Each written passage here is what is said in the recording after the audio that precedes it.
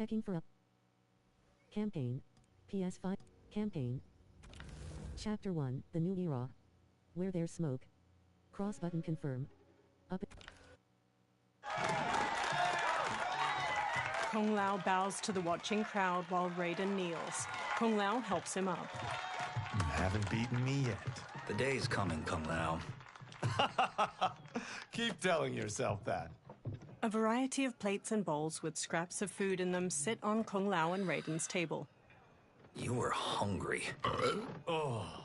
Everything was delicious, Madame Bo. Thank you, Raiden. You boys are always a pleasure to cook for. Raiden hands her cash, but his face drops as she beckons for more. A breeze wafts a bill from his hand toward a man in a dark garb and gas mask. He closes his fist around the bill, then looks toward Kung Lao and Raiden. Madame Bo, the Lin Kuei await your answer. 5 people in dark clothes and cloth masks stand with him. He advances on Madame Bo. I have been busy, Smoke. She steps away. The Lin Kuei? Who are they? Don't know, but I don't like where this is going. What do we do?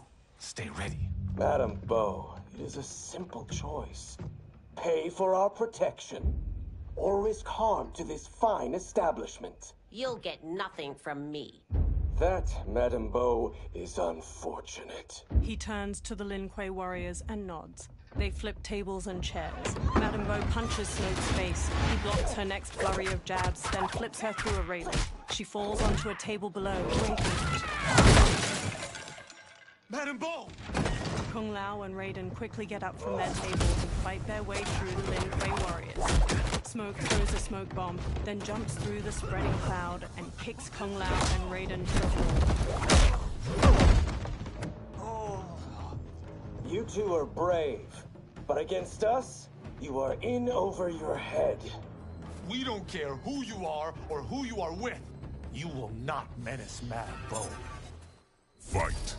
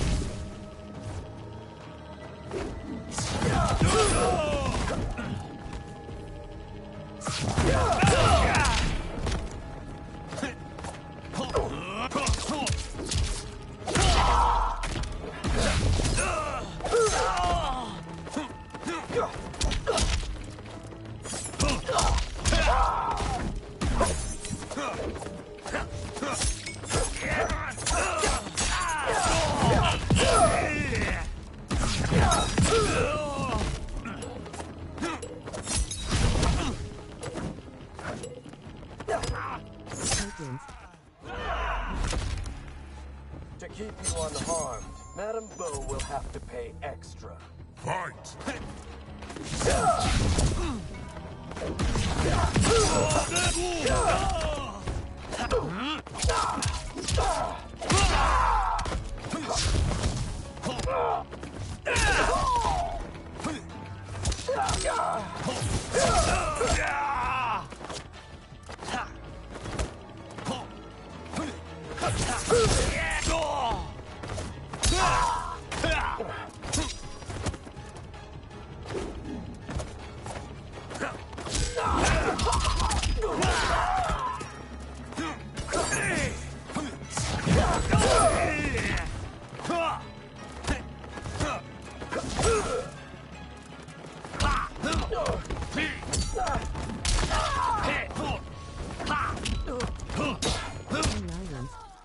You picked the wrong person to extort, ruffian. Fight!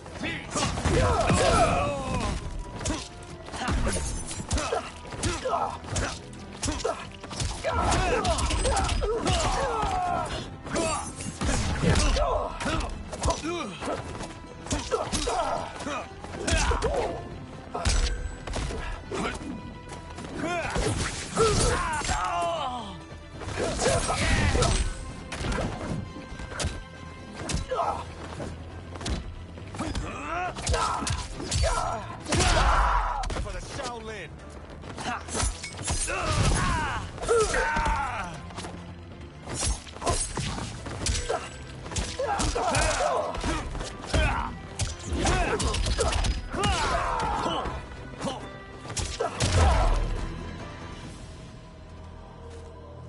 Now who's in over his head?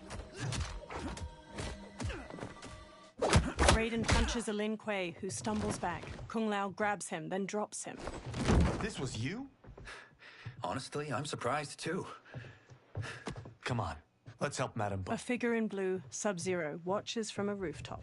He throws a bolt of ice at their feet. A man in yellow, Scorpion, paces over while spinning a kunai-tipped rope dart. His upper arms are bare, showing a scorpion tattoo. Sub-Zero shoots another ice bolt. It strikes the railing behind them. How does he do that? I have no idea. You interfere with Lin Kuei business. Leave or face our wrath. Abandon Madame Bo. Not happening. Sub-Zero leaps onto Raiden and tackles him down a stairway. Then the rope dart wraps around Kung Lao's leg. Scorpion pulls at him with it. He yanks Kung Lao to the floor and drags him closer. Kung Lao rolls to his feet, then jumps and spin kicks Scorpion's head. Want more? I have plenty. You should have fled when you could. Prepare to regret ever crossing the Lin Kuei. Fight.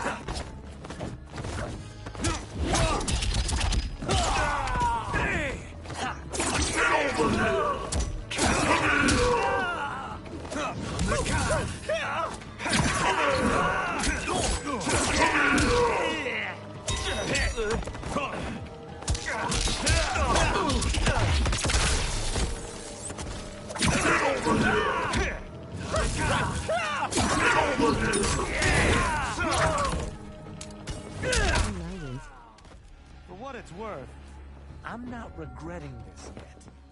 Fight.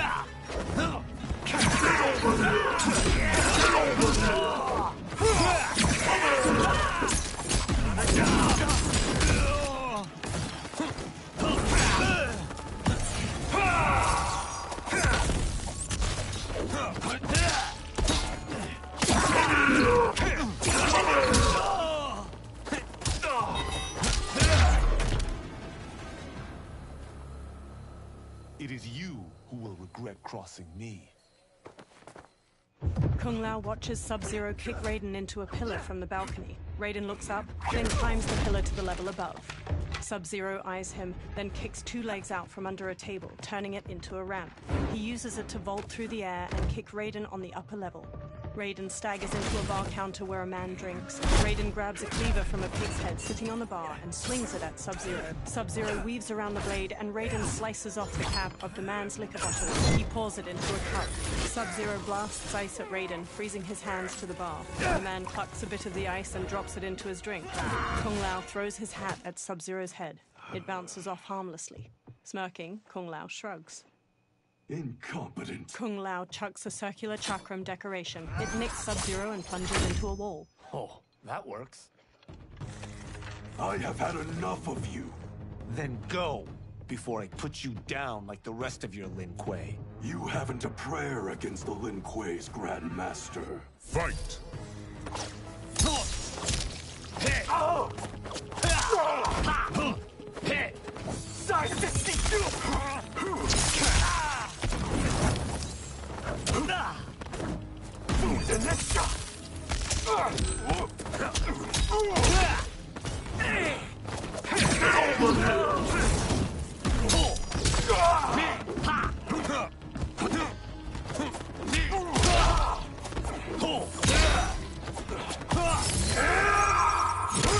The attacker hits the victim's face with a hook, then twists their arm to break their shoulder. Sub-Zero slides on ice shards which stab up through his victim's abdomen and skull. He then chops down with an ice war hammer.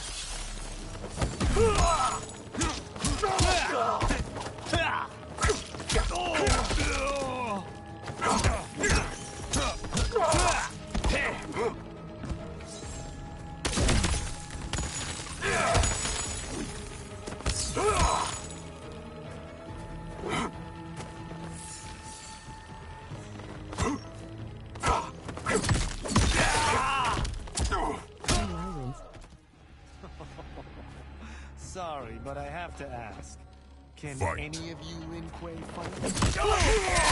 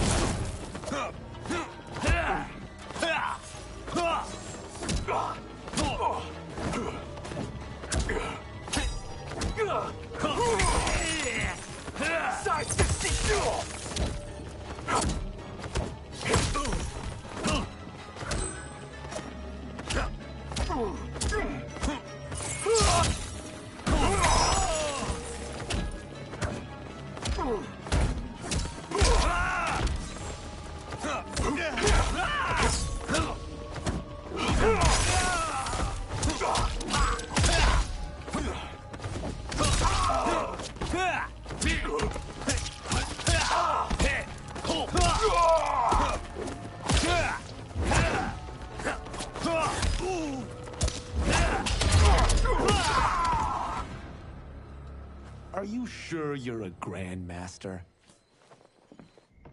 Kung Lao picks up his hat, then eyes the chakram decoration stuck in the wall. He strokes the hat's brim. Interesting. Kung Lao, over here! Raiden checks Madame Beau's pulse as she lies inert, eyes shut. Kung Lao hurries over to them. Madame Beau. She's out cold. Oh no, is she? Dead? Not yet. She gets to her feet, lips a cigarette, then ignites it with a lighter. Madame Beau, how are you? Kung Lao, The hooded man with the glowing white eyes approaches them. Madame Beau takes a drag from her cigarette while the man meets her eye. So, Madame Beau, are they ready? A bit thick in the head, perhaps. But they are ready. his eyes are glowing. I am Lord Liu Kang, God of Fire, and Protector of Earthrealm. God? Earthrealm? Madame Beau has been preparing you for this moment since you were boys. Today, you have proven worthy of joining my champions. This fight was a test. Of your ability and character, yes. Liu Kang looks to the upper level. Li Han, Kuai Liang. Smoke, Scorpion, Sub-Zero, and the other numerous Lin Kuei warriors get to their feet. Kung Lao crosses his arms and crinkles his nose as Sub-Zero and Scorpion step to him and Raiden. The others stand along the balcony. Sub-Zero and Scorpion stand on either side of Liu Kang. So these two aren't thugs? The Lin Kuei is a centuries-old clan dedicated to Earthrealm's defense. You keep saying Earthrealm. Don't you mean Earth? You boys have so much to learn. Earth is only a part of Earthrealm. Earthrealm itself is one of many realms. Together, they comprise the whole of the universe. The realms can be fierce, bitter rivals. That's why we need champions to defend ours. The time draws near for the grand martial arts tournament between Earthrealm and the realm of Outworld. Held once each century, it allows each realm to demonstrate its strength. While our realms are at peace, there are Outworlders who would prefer us to be at war. Our victory in the tournament will temper their zeal. I've taught you everything I can. You must finish your training with Lord Liu Kang. More training? These two couldn't defeat us. What? They were pulling their punches. Had we not held back, you would not have survived. Come. The monks at the Wuxi Academy await to continue your tutelage. I am ready, Lord Liu Kang. And you, Raiden? Li Fengjian? I'm needed here. Earthrealm needs you, Raiden. You'll best serve the village by being one of its champions. I understand. Excellent. I will join you soon. First, there are other champions I must gather. Sunlight soaks through a jungle canopy. A man in a leather jacket and wide-brim hat hacks through the foliage with a machete. Another younger man with a backpack and rifle trails behind him. The men pause. We're off the map. We should go back, recheck the route. It's this way. The man with the hat slices through the jungle as he strides forward. The pair slow to a stop and look out at a massive human skull carved into the front of a stone edifice, a large doorway at its mouth. The temple. The pair move along a ruined stone pathway leading to the temple entrance. They stop near a seated woman. Flies buzz around her. The man with the hat shines a flashlight in the woman's face, revealing her to be a corpse with various darts sticking from her. Rot partially covers her face and her glassy eyes gaze blankly out. A swarm of beetles scurry out of her mouth.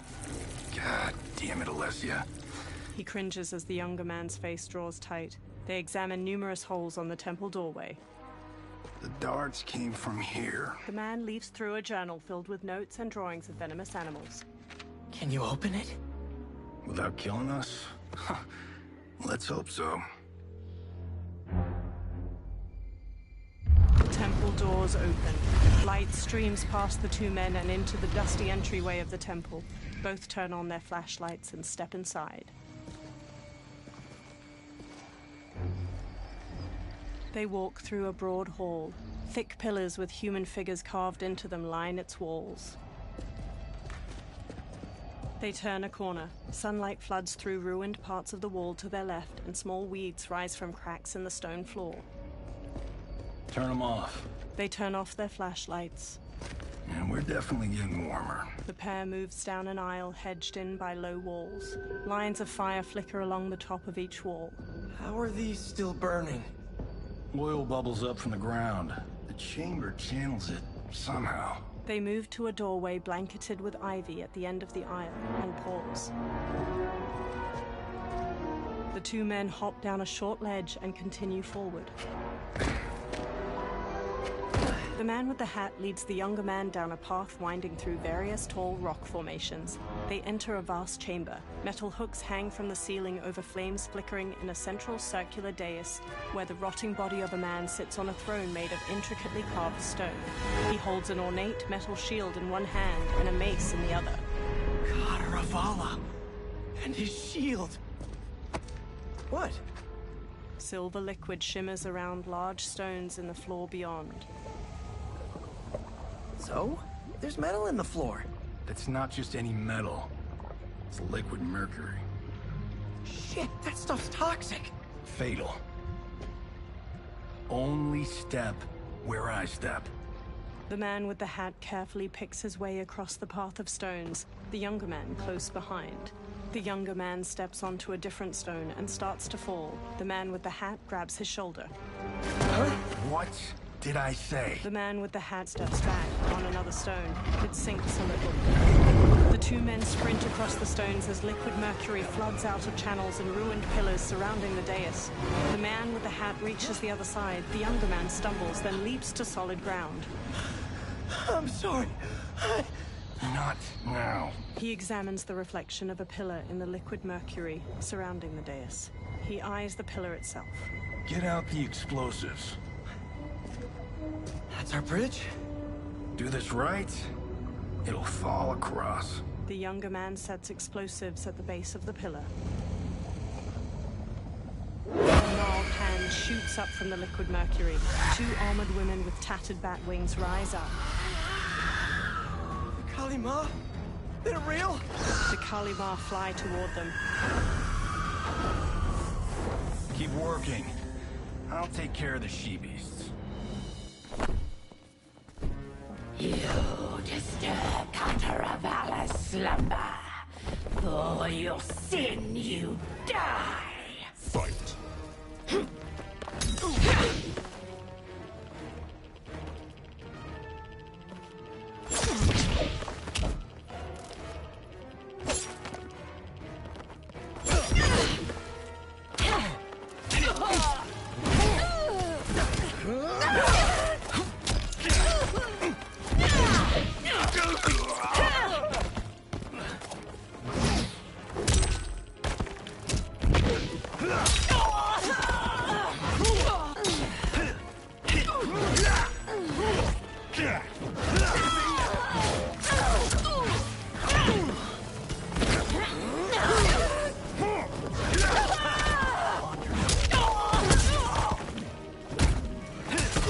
Wins. I have so had enough of you. Fight.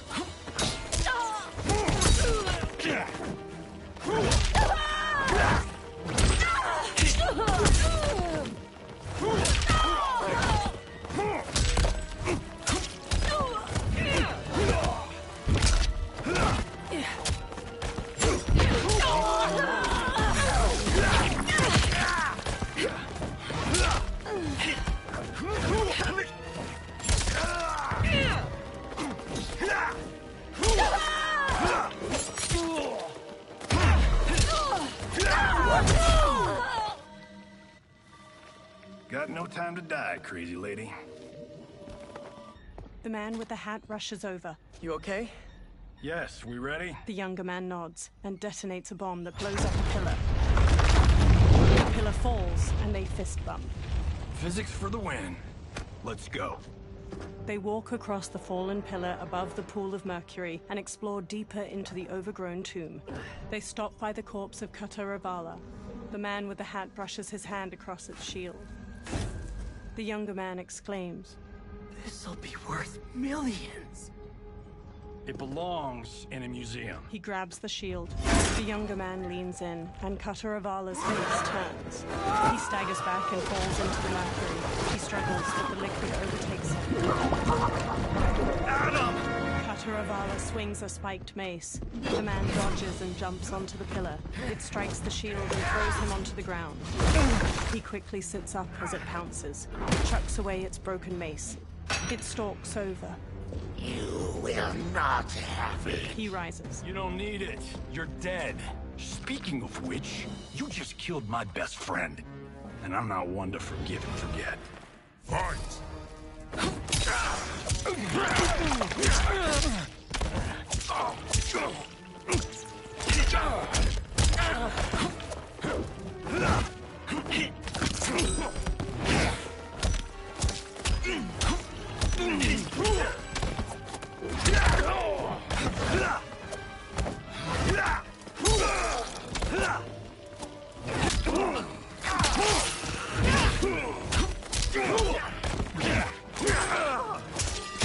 Wins. This one's for you, Adam. Fight.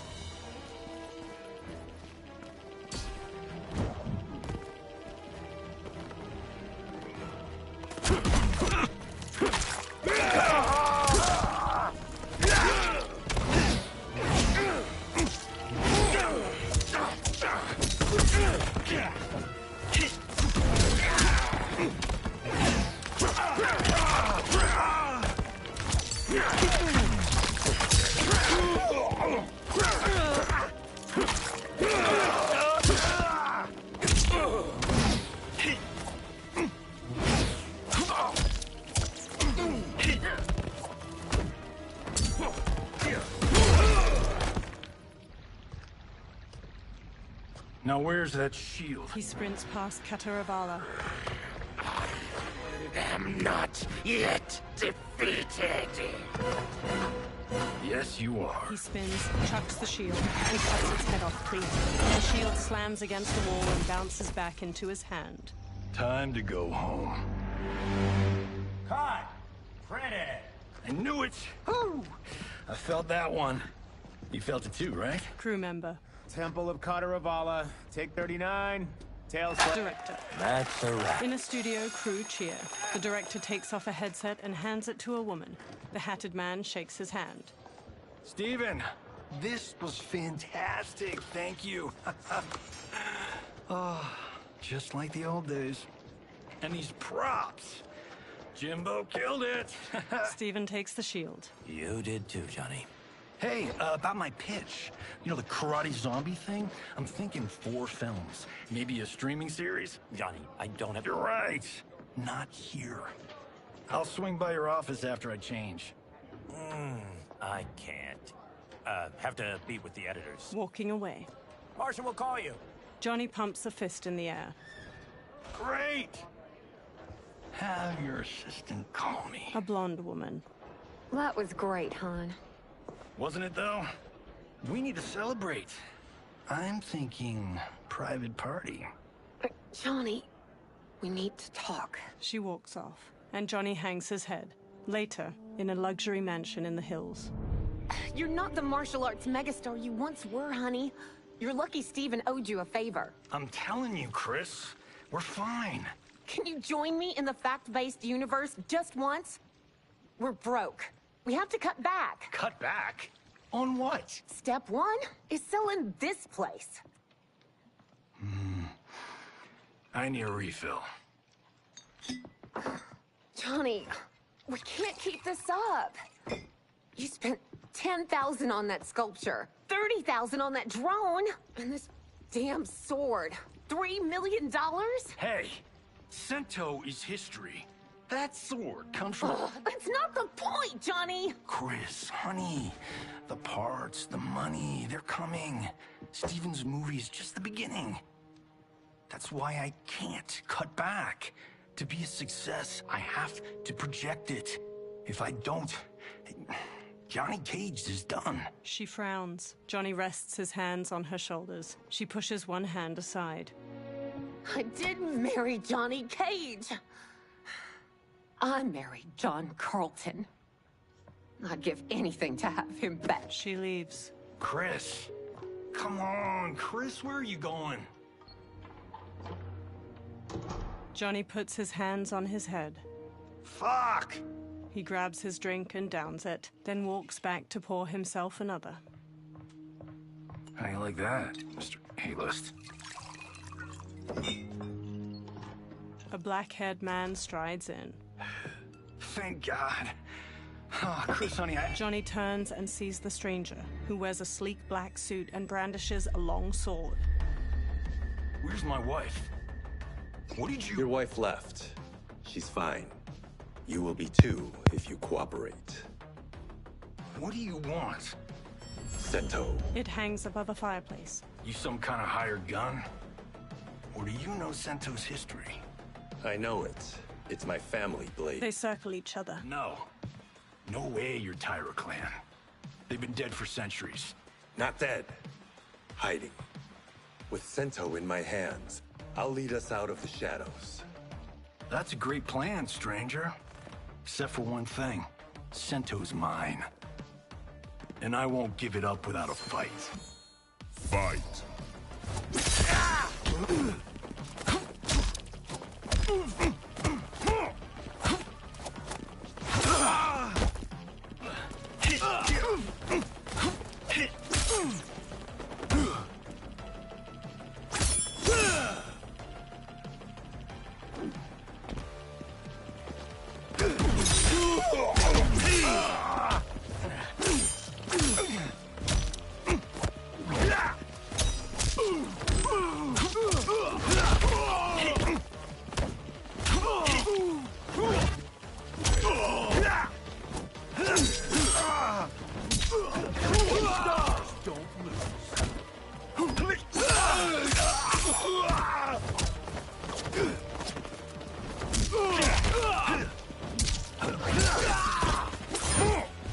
Cage wins. You tried robbing the wrong house. I am the ultimate home security Fight. system.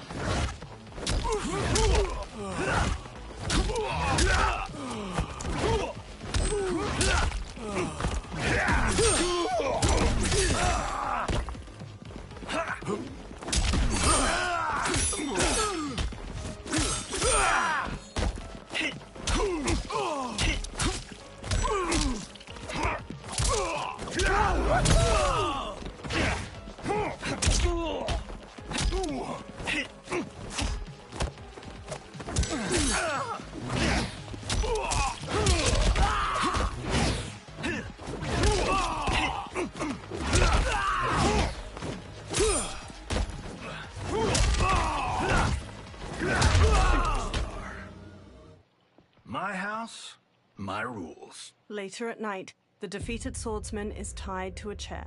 He rouses from unconsciousness, and Johnny sits across from him. So, you have a name or what? Kenshi Takahashi. I knew you weren't Taira clan. You know nothing, Cage.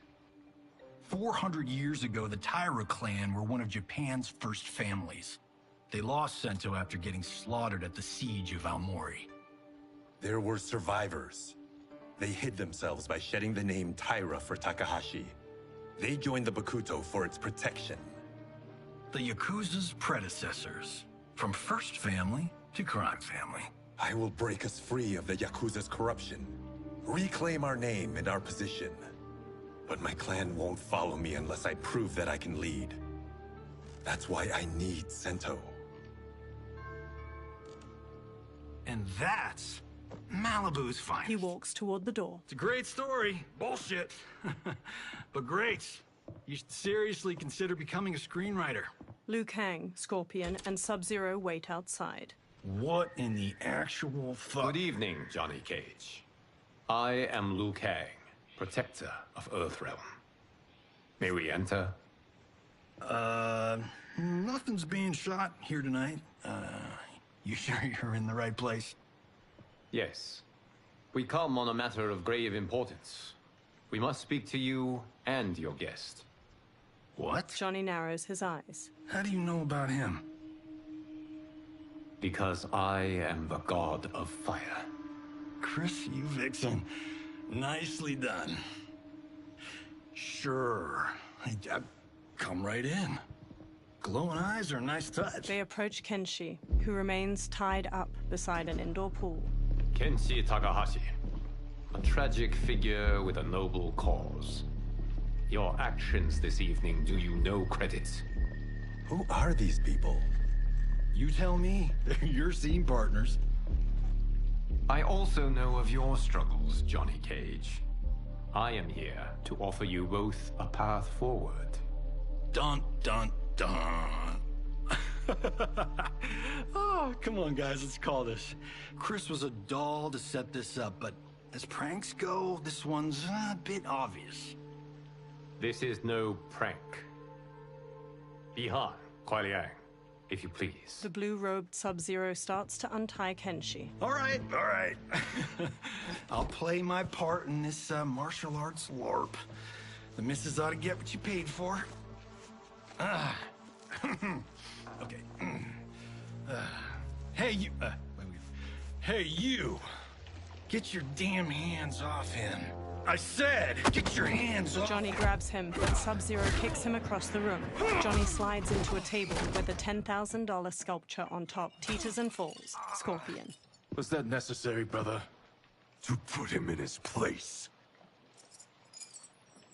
That was a Hichuli. One of a kind. He stands. All right, I don't care if this is a damn prank. You crossed the line. Fight.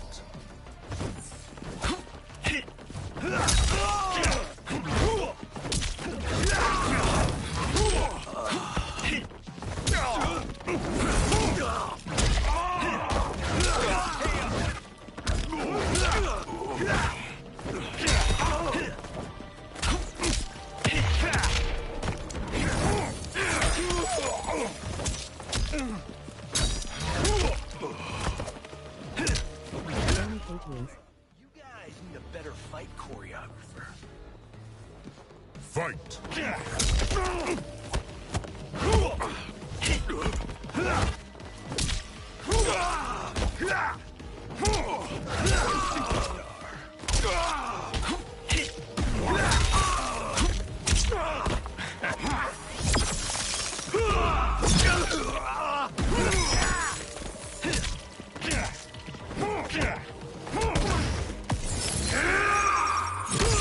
The attacker hits the victim's face with a hook, then twists their arm to break their shoulder. Sub-Zero slides on ice shards which stab up through his victim's abdomen and skull. He then chops down with an ice wall hammer.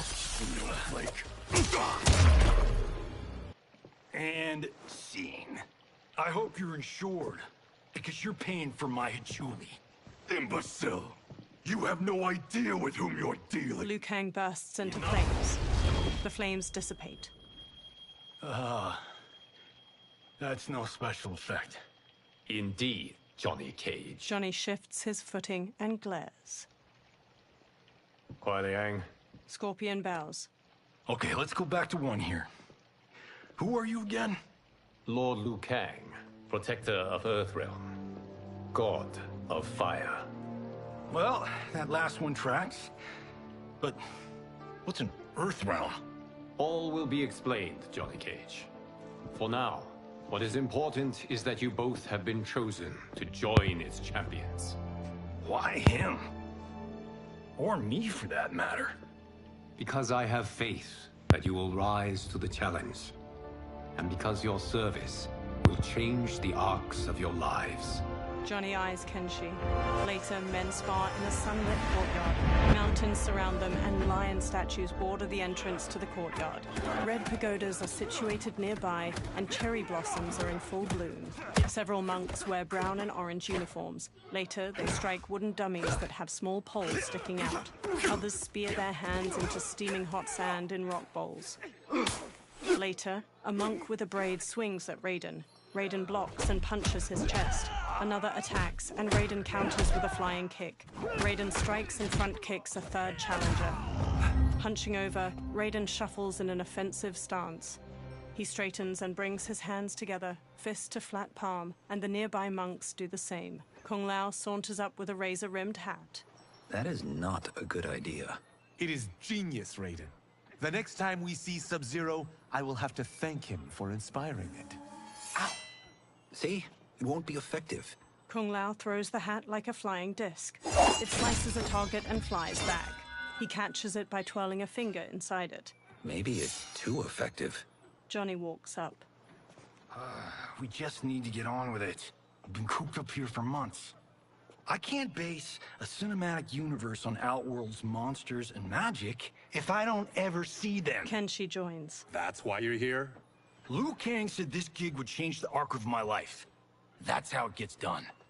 My ex will rue the day she gave up on me. So selfless. Oh, please, Tattoo. You're just here to get your sword back. We all have our reasons for being here. Some better than others. But we are not here to fight among ourselves. We are here to fight for Earthrealm. It's about damn time. Liu Kang steps out. And today, one of you will be chosen to fight for it at the tournament. Only one of us, Lord Liu Kang? Isn't Outworld fielding several champions? The tournament's rules give the host realm that advantage. And it is Outworld's turn as host. You know, I don't know why I've never asked this, but, what's our record at this tournament? Earthrealm and Outworld have long been evenly matched. But Outworld is gaining strength. Should it win, its more militant factions will be emboldened. I thought you admired Outworld. It is a place of great knowledge, wealth, and beauty. But our realms do not share goals and beliefs. We coexist peacefully, because Outworld respects our strength. Should we show weakness, our rival will become our enemy. I will not lose, Lord Liu Kang. First, you must win the right to represent us. Whichever one of you outlasts the others will be chosen. He sits on a chair in the middle of the courtyard, and every man except the four kneel. Raiden, step forward. Raiden bows. Good call. Cole the weak first. You shall face him, Johnny Cage. Ready for your close-up? All right, let's do this. But remember, farm boy, I'm a global martial arts icon. I don't think you can handle this much boom. Liu Kang rolls his eyes. I am ready, Johnny Cage. My mind and spirit fight as one. Fight.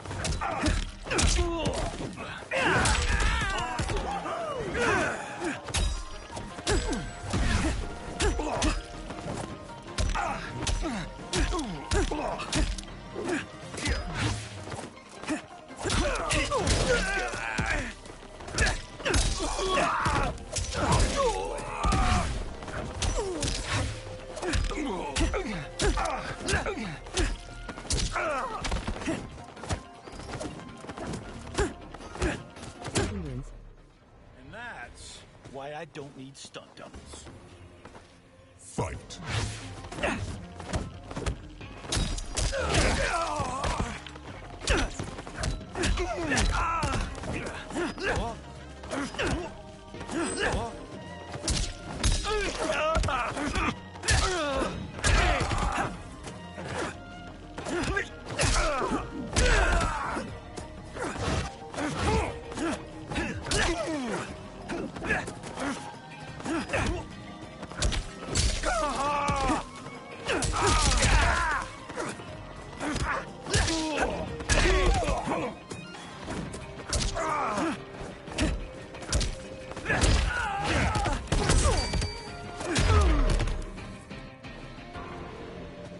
This fight was an honor.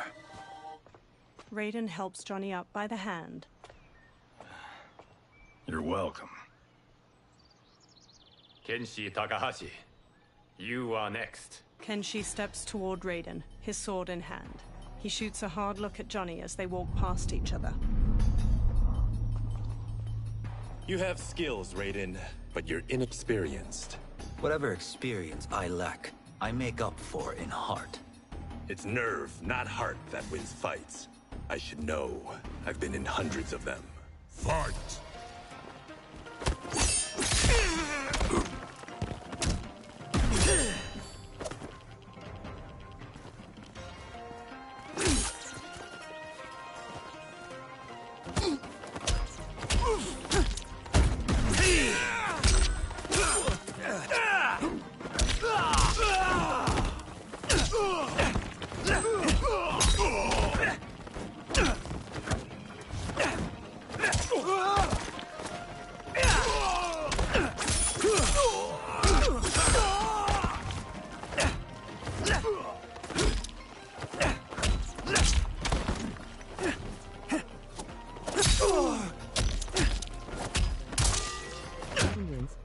I shouldn't have taken you lightly.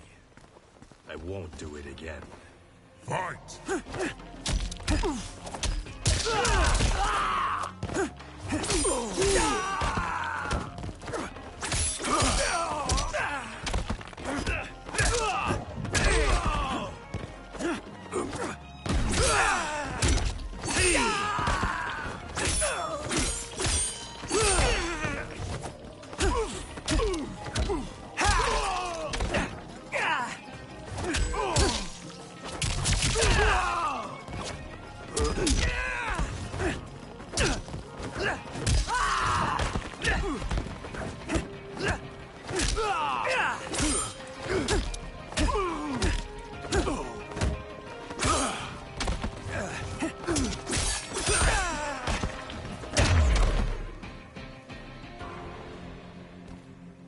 Do you still question my nerve?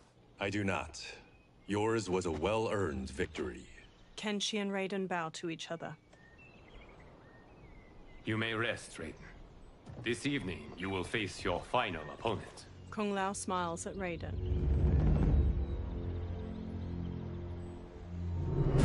That night, Liu Kang sits on a chair among the other monks. Raiden and Kung Lao kneel facing each other, then get to their feet in unison. $50 says Kung Lao wins. Make it interesting. Bet me cento. Not on your life. Liu Kang stands. Raiden, Kung Lao. The winner of this match will represent Earthrealm against Outworld. It is a grave duty, not to be undertaken lightly. You may step back now, and suffer no dishonor. I choose to fight, Lord Liu Kang. As do I. Then may the best person win. Liu Kang bows to each of them in turn, then returns to his chair. Kung Lao grins at Raiden. Concede, Raiden. You have never beaten me. That won't change today. No. If the monks have taught us one thing, it's that the only constant in the universe is change. Fight.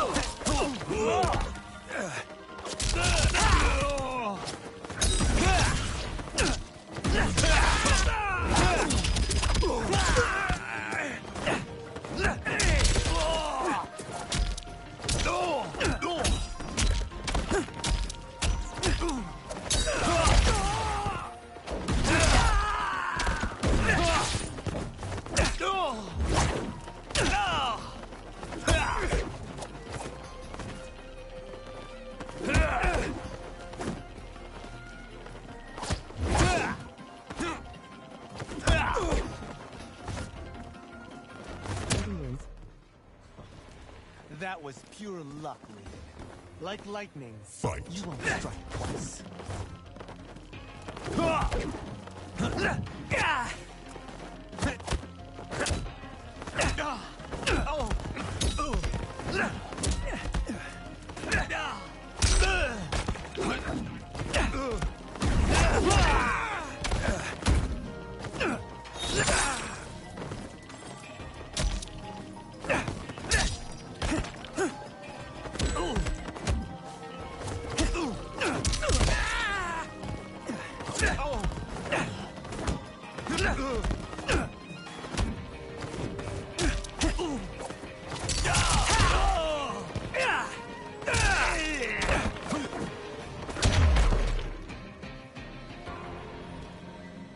There is a first time for everything, Kung Lao. Raiden helps Kung Lao up. Although you have all trained well, Raiden has excelled. This outcome does not surprise me. Kung Lao hangs his head. How could I have... He gathers himself. Congratulations, Raiden. For the tournament, you will need this. Raiden takes a small metallic amulet with a dragon symbol glowing on its surface from Liu Kang. Electricity crackles from it onto his palm. Forged by the Elder Gods, it gives the wearer power over lightning and thunder. Go ahead. Try it. Kung Lao and Liu Kang watch as Raiden slowly turns around, staring at the amulet. Electricity surges from it into his fingertips. Johnny records video with his phone as Raiden channels a bolt of lightning at the large statue. Holy Ark of the Covenant. Raiden stops. It is incredible. But is it necessary? In addition to possessing great might, the Outworlders you will face also wield great magic. The amulet levels the playing field. You must be careful, Raiden. You could get hurt. Even killed. No tournament participant has ever been grievously injured or killed. I would never send my champions unwittingly into mortal combat. We leave in 7 days for Outworld's capital, Sundo.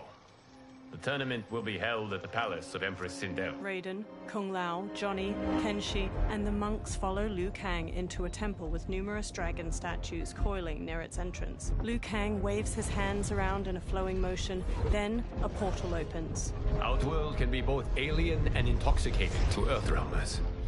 Do not become drawn in. You must focus on the task at hand. Johnny records the portal, a swirling vortex of fiery light as it washes everything in orange. He turns the camera to Kenshi while they all step toward the portal. Kenshi smacks his hand away. One by one, the fighters step through the portal. Blue, white, and purple light flows out of a tall stone gate like mist. Liu Kang and the others emerge from it and enter a courtyard filled with lush greenery and flowers. Johnny smirks as he records their surroundings. Toto, I have a feeling we're not Kansas anymore. Two women approach them from a row of others wielding spears. Oh my. Are those? Empress Sindel's daughters. Yes. He casts Johnny a look. They do not disappoint. We are Earthrealm's ambassadors, Johnny. We'll show them respect, not unwanted attention. Johnny gives Raiden an exaggerated wink as they walk past a guard. The Earthrealmers bow to the two elegant princesses. One, dressed in a deep magenta, inclines her head. Lord Liu Kang, welcome. Thank you, Princess Melina. You remember my sister? Of course. Princess Kitana. May I introduce Johnny Cage, Kung Lao, Kenshi Takahashi, and Earthrealm's champion, Raiden. Raiden bows his head. I hope you're prepared, Raiden. Our champions are determined to win. None more so than me. It's been too long since we've known victory. Princess Melina, we should be on our way. Empress Sindel awaits. Thank you, Tanya. Follow me, please. Melina, Kitana, and the guard Tanya lead the fighters down a tiled pathway lined with numerous armored women holding spears and shields. Grinning, a large four-armed humanoid plays a drum while leading two luxurious carriages, each pulled by teams of horses. Groups of spear women march alongside them as they gradually travel down a broad path hedged in by buildings made of bamboo and wood. Dozens of people in colorful clothes and costumes stand on either side of the pathway and watch or dance. The royal daughters and the Earthrealmers watch the people go by from the carriages. Those are Centaurians. And Shokan. The six-armed beings are not Nodens. The monks described them, but seeing them in person? I see that Her Majesty once again spares no expense on the festival. Should she not? It commemorates my late father. I admire, Princess. I do not judge. As did all of Outworld, I valued greatly Jarrett's fellowship.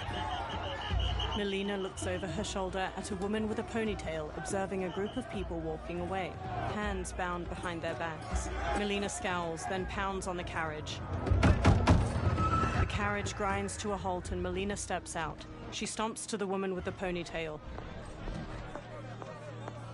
First Constable, our route was to be clear. This couldn't wait? Should I allow Tarkatans to infect the city, Your Highness? Those arrested were harboring some here, rather than report them for quarantine. The Earthrealmers cannot be privy to our secrets, Li Mei. As Sundo's first constable, you must show better judgment. Perhaps that's too much to expect. Melina looks Li Mei up and down before walking off. Princess Melina doesn't seem to like her very much. Li Mei used to lead the Umgadi, the palace guard. It was on her watch that the princess's father was murdered.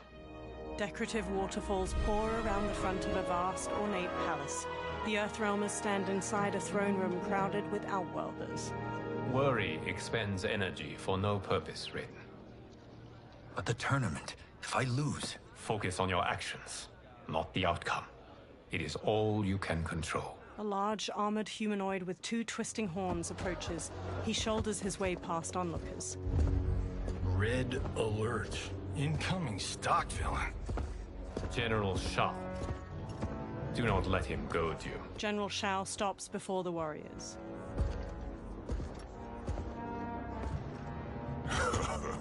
Is it me? Or is Earthrealm's champion scrawnier than usual? Would you care to test his strength? Raiden will prove himself soon enough. Have you still not told most Earthrealmers that Outworld exists? It is safer that way, General. I suppose so. Your people's frail minds couldn't handle the truth. You presume them frail, General. Should you, given how frequently they win this tournament? We will destroy your champion, Liu Kang. He will taste no victory. He stomps off.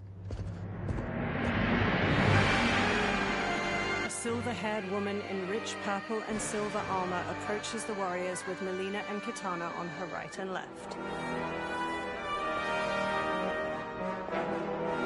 Sunlight falls onto the three women in patches, glimmering on the silver bands and accents of their armor. Melina's a deep pink and Kitana's a vivid blue.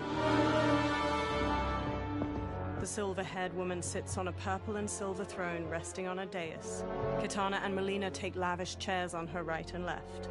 Welcome, members of the Royal House. Welcome, our esteemed Earthrealm guests.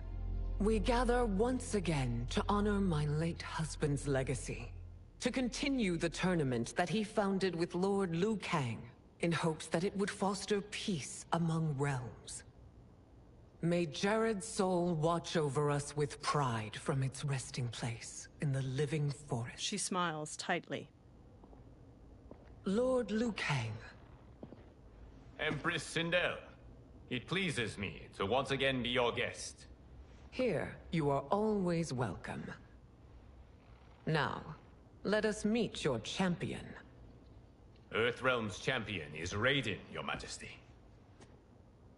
He has earned his place by embodying the very best qualities of Earthrealm's people. You seem nervous, young man. I'm a stranger in an unfamiliar land, here to compete against its greatest fighters. Yes, I am nervous. As you should be. You have a difficult path ahead. Sindel gets to her feet and holds her arms out. It has begun. As tradition requires, Outworld's initial competitor will be Sundo's first constable, Li Mei. May she defend our realm's glory, as well as she preserves our capital's order. Li Mei steps to the dais. Your Majesty, I will honor both the Royal House and all of Outworld with my combat. If so, you will vastly exceed my expectations. Remember, were it not for Jared's tradition, you would not be here. Li Mei's face falls as the Empress shoots her a sharp look. Liu Kang places a hand on Raiden's shoulder. All you need do is your best. The rest will take care of itself. Yes, Lord Liu Kang. Shall we see what you can do? Hopefully, this will be the first of many victories. I will prevail, Earthrealmer. This fight is more important to me than you can ever know. Fight.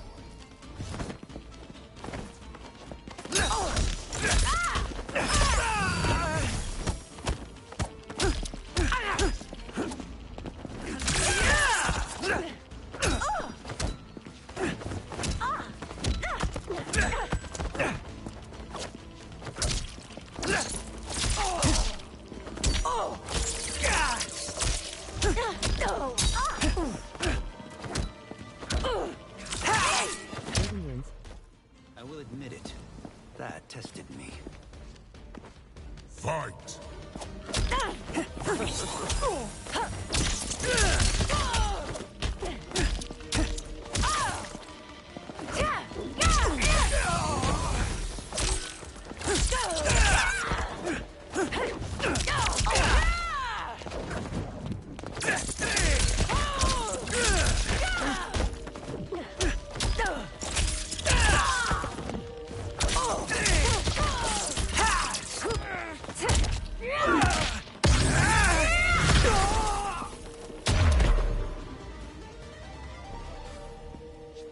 Thank you for the match, First Constable.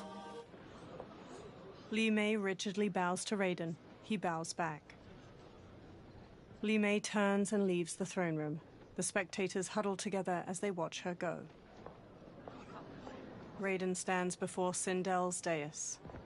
My compliments, Raiden, on a well-fought match. We'll see how you fare in the next.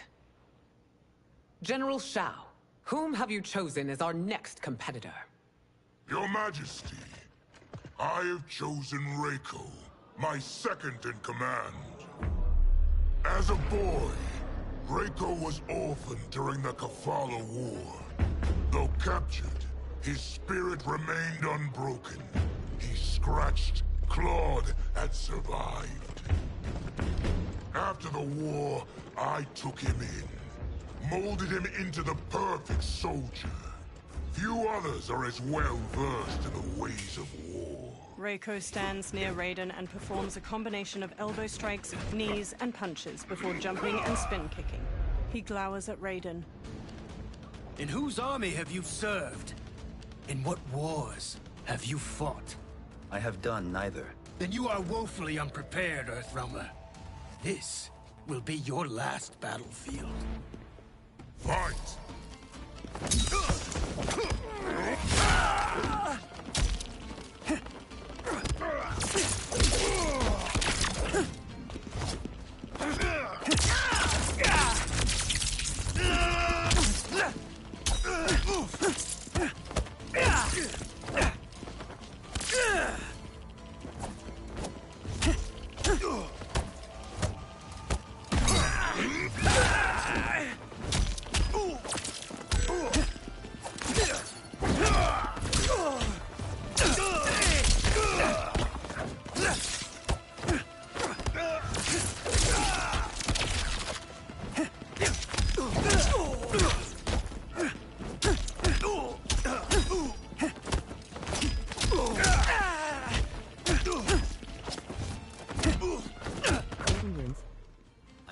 Have faced war, but I am a warrior. Fight!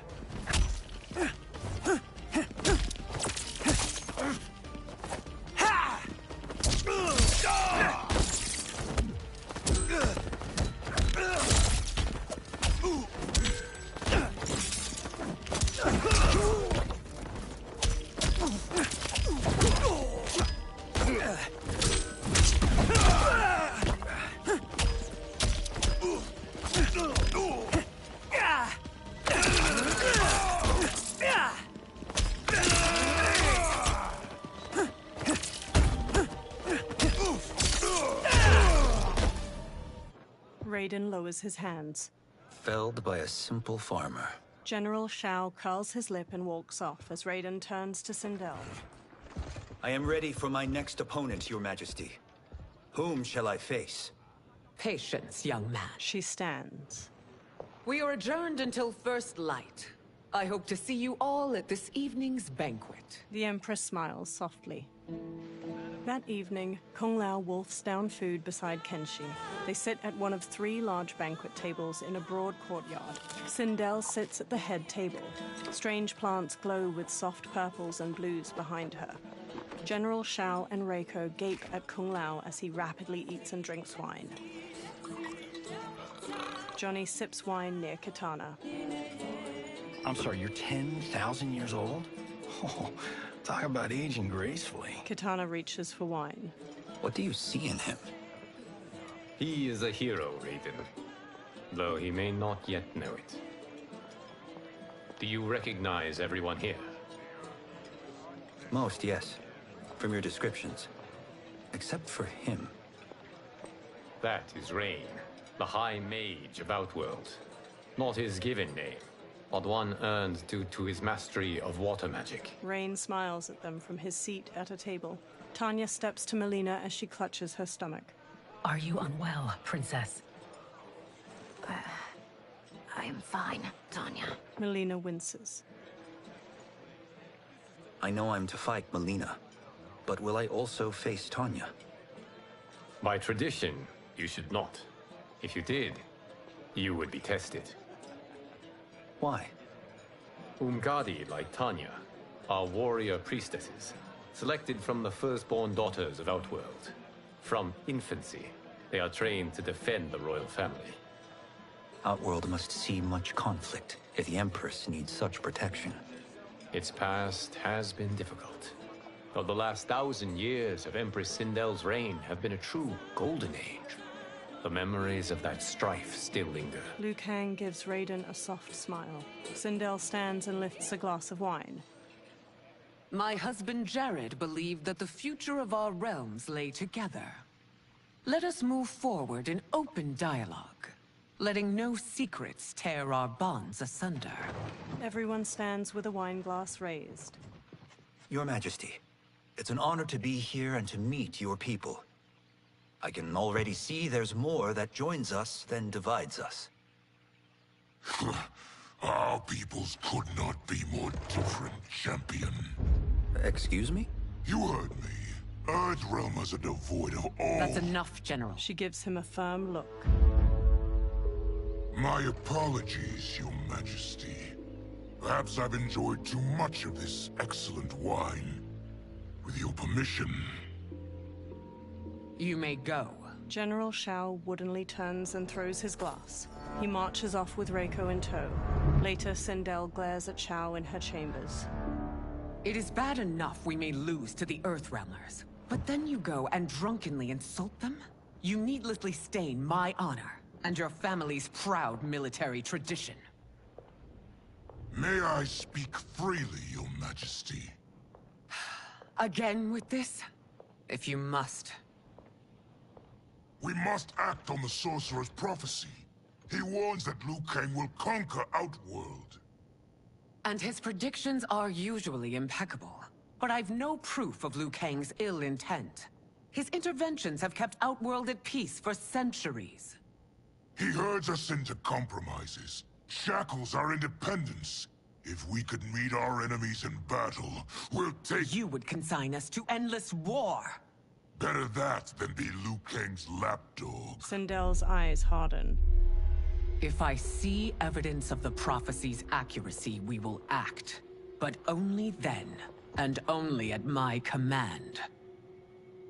Did not your illustrious father teach you that war is the last resort, not the first? He did, Your Majesty. Do not forget that, General. She glares at him, face to face. Come. Melina and Katana open the chamber's doorway and enter as General Shao leaves. You asked to see us? I saw what happened this evening. There was nothing. Something I ate. Was it? I can't chance it, can I? If you fight tomorrow, the symptoms of your disease could manifest. Katana will take your place. What? There are already whispers she should replace me as your heir. This will make them screams! Your illness is your fault. Why you left the palace that night unattended is still beyond me. I just needed time alone, away from all this. I never thought that... That's your problem, Melina. You never think. A mother is only trying to protect you, sister. If your disease becomes known, you will be banished to the wastes. For you to hold the throne, we must keep your secret. Melina pulls her arm away from Katana's hand and strides out of the room. The next day, Sindel sits in a lavish chair in the courtyard. Raiden stands before her. You continue to surprise Raiden. Among others, you have defeated Kotal, Motaro, and Shiva. Only 2 fights remain. Are you ready, Earthrealmer? I am, Your Majesty. Then next, you face my daughter, Katana. Katana strides to them. Liu Kang steps between her and Raiden. Your Majesty, this is unprecedented. Raiden's next opponent should be your heir. Melina is unavailable. She's away on pressing Imperial business. But I have not prepared him to battle Katana. He's already demonstrated great skill. Can he not improvise? Do not worry. I can do this. Very well. I will be no easier to fight than my sister, Earthrealmer. I suffer under no such delusion, Your Highness. I will win this fight. For her, my Empress, and all of Outworld. Fight! Welcome to the stream, and thanks for viewing.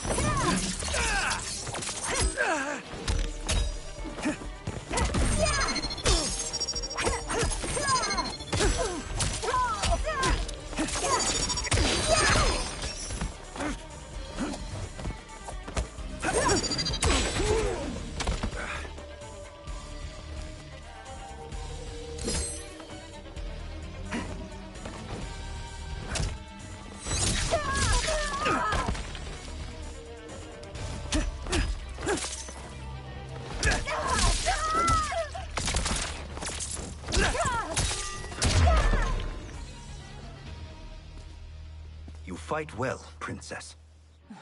Kitana stands. As do you, Earthrealmer. Surprisingly so. I hope we meet again. Under different circumstances. He beams at her. It's time for the final match. It's a testament to your abilities that you've made it thus far. But now you must face General Shao. General Shao approaches. Victor of the Tavarian War. Conqueror of the Quatan Plains. Defender of the Navala Coast. As has his family for generations, General Shao defends us with zeal and tenacity. All of Outworld is grateful for his service. That's a notable list of accomplishments, General. It is a mere fraction of them. A full recitation would take days. Fight!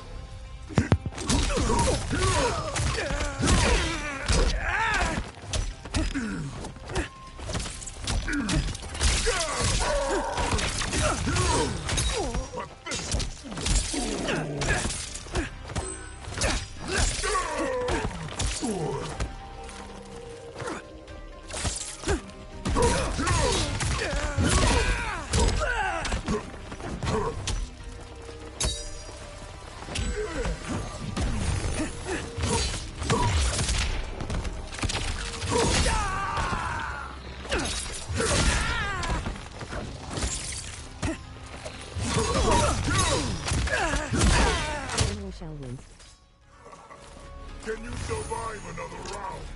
Or should we fight?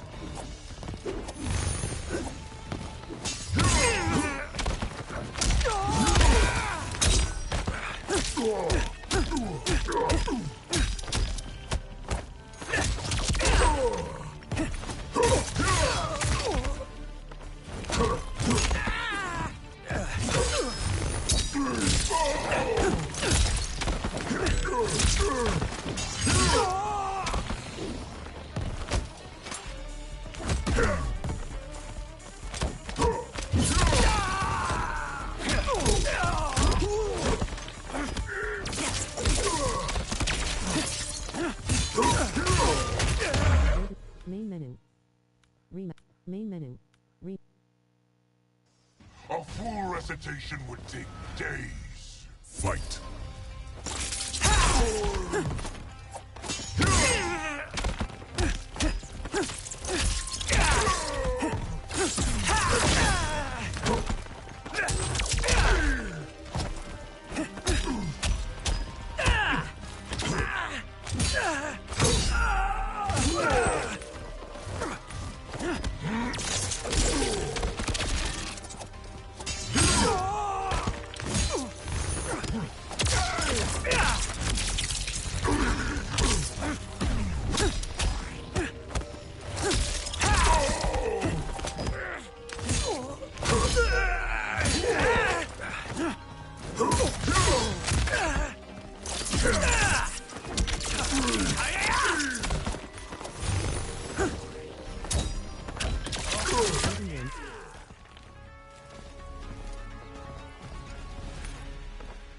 fight.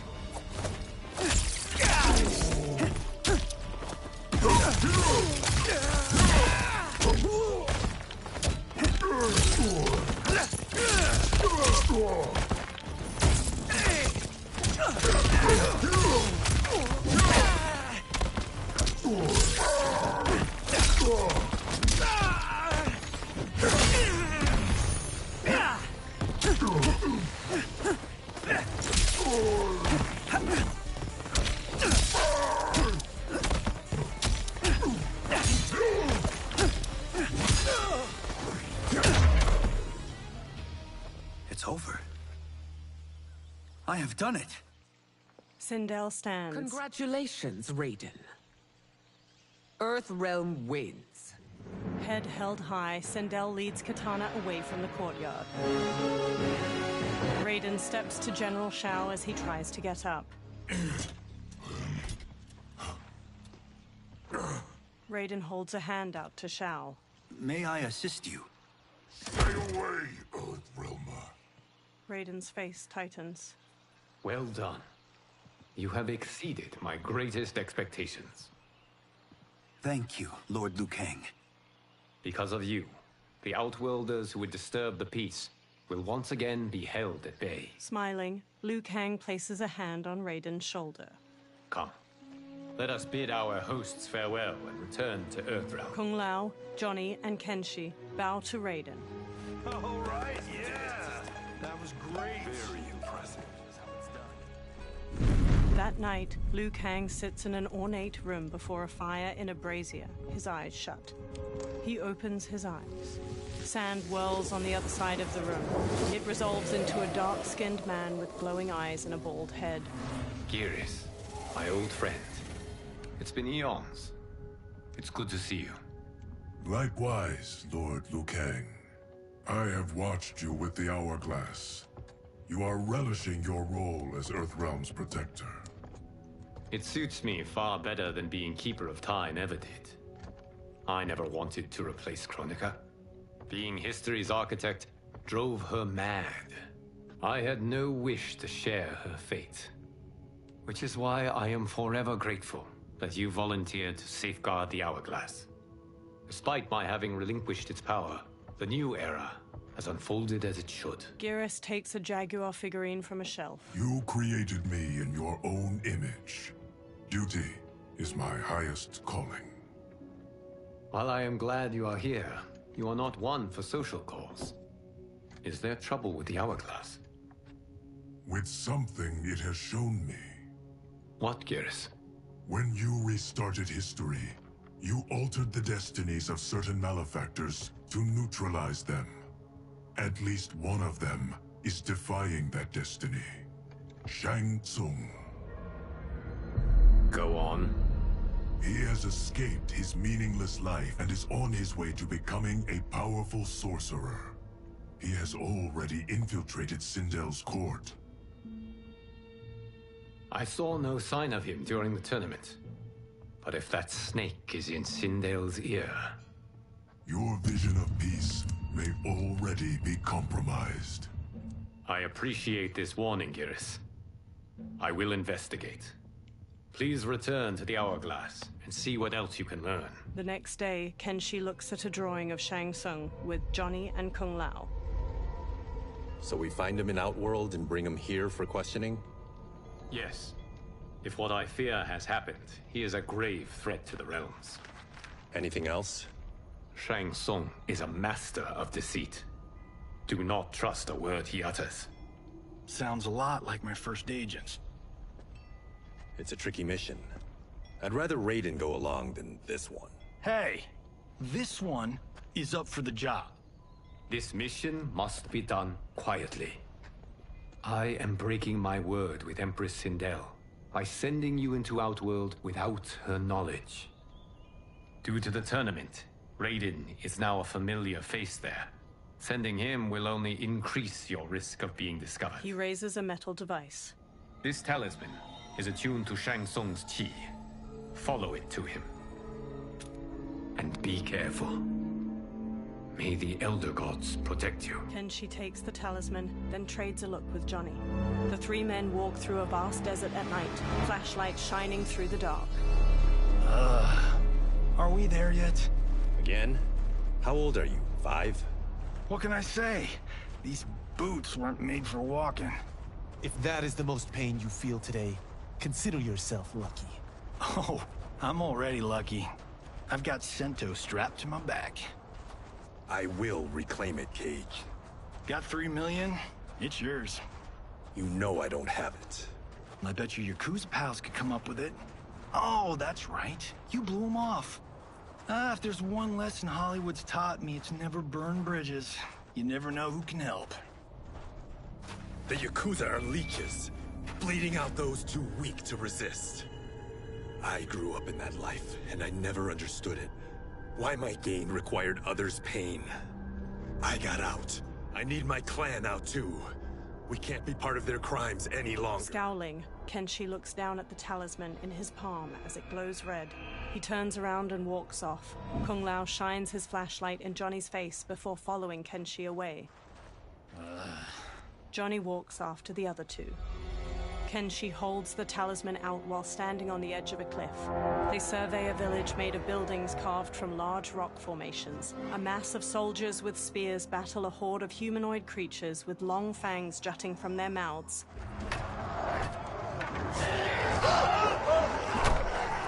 What's your precious say? That Shang Tsung is among those... things. Oh, my fans are gonna go nuts cosplaying them a Cage Gone. Johnny records the battle with his phone. 2 soldiers shove one of the creatures through an alleyway in the stone city, his arms tied behind his back with rope. The creature thrashes in their grasp. Firelight shines on his multitude of large fangs and bald head. Shang Tsung approaches. Hold him still. If he squirms, I cannot extract marrow. He raises a large syringe. That's Shang Tsung. Let's jump him after he's done. Oh, in Fists of Iron, we did this thing where, like, we're not basing strategy on your movies, Cage. Let me go! You can't do this! A soldier forces the bald creature to his knees. The wound will heal in time. It is a small price to pay for progress. He plunges the syringe into the back of the creature's neck. The creature breaks his restraints, then stabs each of the guards with a bone spike extending from his arms before turning to Shang Tsung. The horde of creatures overwhelm the soldiers outside the village. Shang Tsung blocks a combination of punches and kicks the bald creature throws. The creature spin kicks Shang Tsung's head. On second thought, this scene's playing fine without us. Yeah, I say we let him finish it. We have to save Shang Tsung. Liu Kang needs him alive. The Earthrealm is bound down large stones leading from the cliff. The bald creature punches Shang Tsung to the ground. Kenshi jumps onto his back just as the bone spikes erupt from his arms. The creature kicks Johnny and Kung Lao away. Shang Tsung scrambles back, then smirks and transforms into a toothy creature. He slips past the horde. How did he do that? The bald creature shoves Kenshi away. Kung Lao and Johnny stand before the horde. I would have killed him but for you. I get why you'd want to, but you can't. You're one of his minions. You'll die in his place. Fight.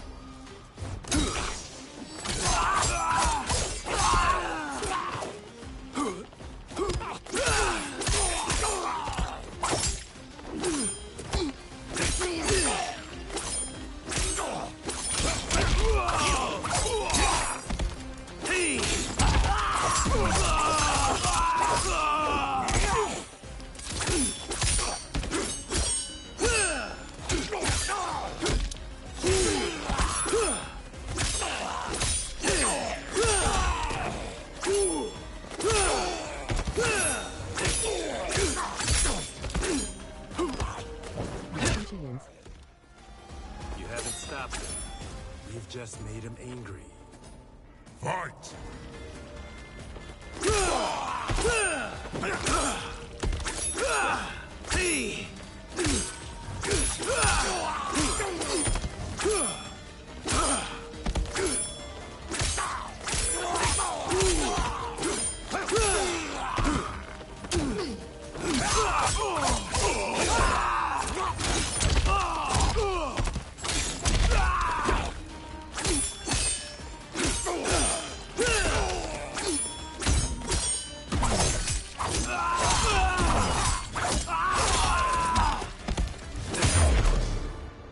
Kenshi sheathes his sword. Now please, let me explain. The horde surrounds them. You got us into this. How about getting us out? I know what this looks like, but we don't work for Shang Tsung. If not, why save him? Because Liu Kang, Earthrealm's protector, wants to question him. He thinks Shang Tsung may be a threat to both our realms. He holds out his hand. I'm Kenshi Takahashi. Our kind do not shake hands. I'm sorry. I didn't mean to offend. Don't you know what we are? No, we don't. We are victims of Tarkat. The disease is not easily gotten, but you can't risk more close exposure. Johnny nervously wipes his hands. It disfigures, then debilitates. In time, it will turn us all into bloodthirsty monsters. Death is our only release. So you weren't always like this? I was once a rich merchant, but when I became ill, I was banished. Now I run this colony. I am Baraka. What does Shang Tsung want with your bone marrow, Baraka? I don't know. But he comes here each month to harvest it. Release us, and we'll capture Shang Tsung. And we'll find out why he's been coming here. I promise. Baraka looks back at the others. Let them go. Thank you. We won't let you down.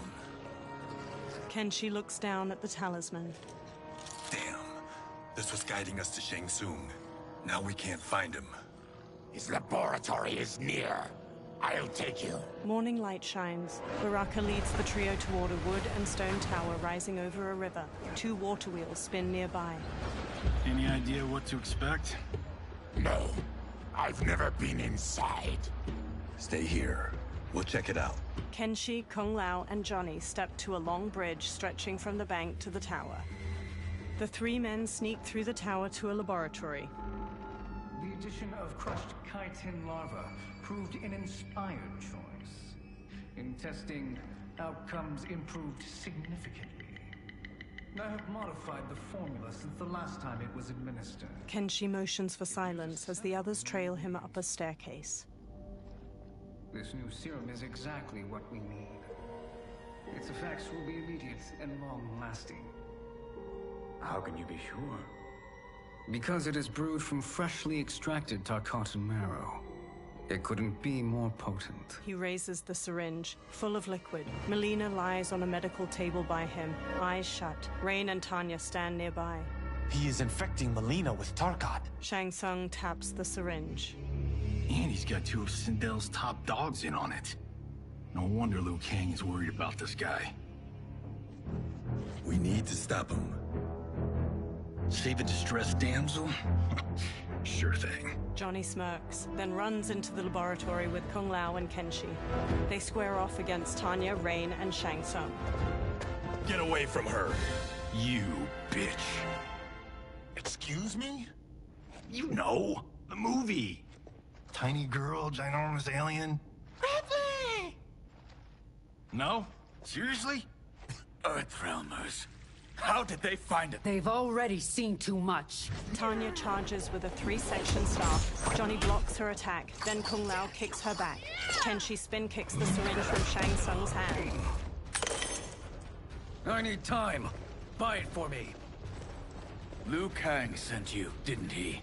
Sent you to learn our secrets. He sent us here for Shang Tsung, but it looks like he's just part of the problem. Fight.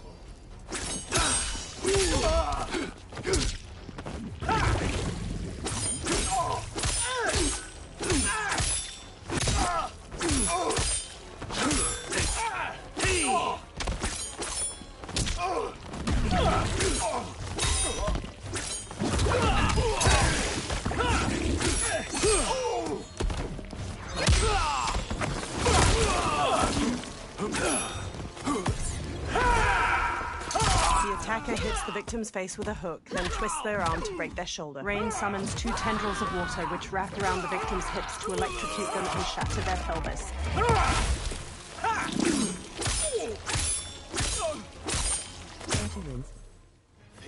One, we are just getting started. Fight.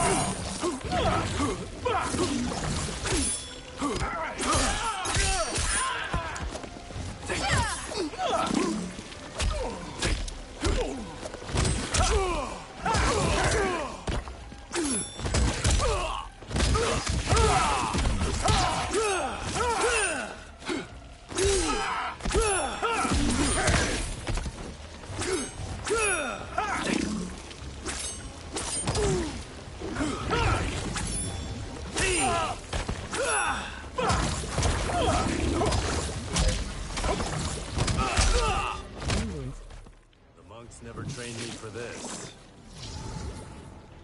Fight!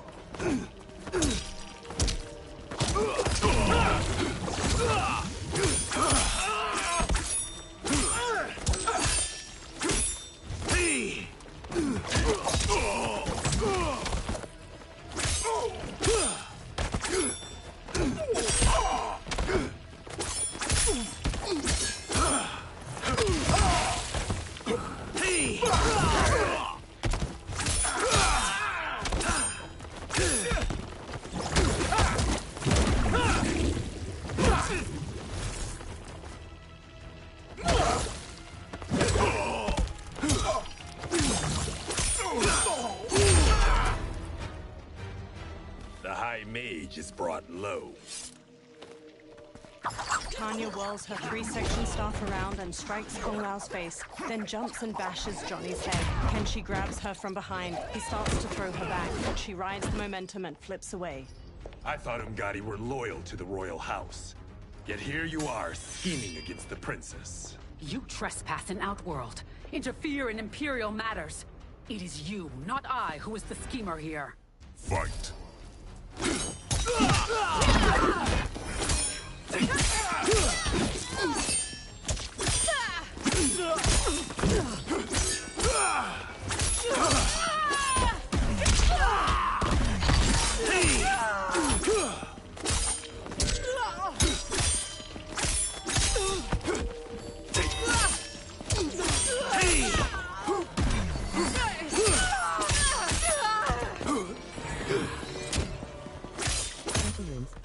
Your plot ends here, Umgadi.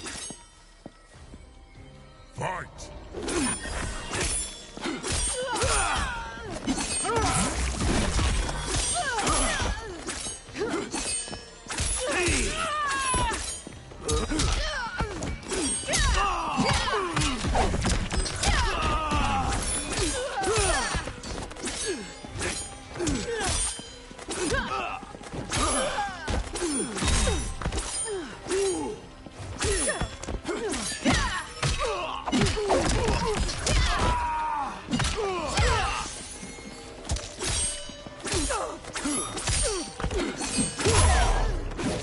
Your plot is over. Kenshi strides to Shang Tsung. Step away from the table. This is twice you've been a thorn in my side. You Earthrealmers do have unhealthy habits. You heard him. You're not infecting her with Tarkat. I am trying to protect her, not infect her. We've heard about how you lie. Excuse us if we're skeptical. Cover him. Kung Lao and Johnny move to Shang Tsung while Kenshi rushes to Melina. He holds a hand to her head as she lies inert. Princess, are you all right? Is it over? Yes, you're safe. We've stopped Shang Tsung. Stopped him? Why? Melina starts to violently spasm. Princess! Princess! She hits him. What did you do to her? It's what you've done, fool. Let me help her before it's too late. Kenshi backs away while Melina's teeth transform into fangs. Convulsing, she sits up and turns to Kenshi. Mandibles unfurl from her jaw and a long tongue waggles out. She breaks the metal restraint on her wrist and stands. Now do you believe, Earthrealmers? What do we do? Keep her occupied. I need time to finish more serum. Johnny, a hand? We got pages for this? Or are we winging it? Whatever we do, we can't hurt her. Her? I'm worried about us. Melina bounds to Johnny and claws at him. Princess, we can help you. Your blood. I smell it. How sweet it will be to lick off my fingers. Fight!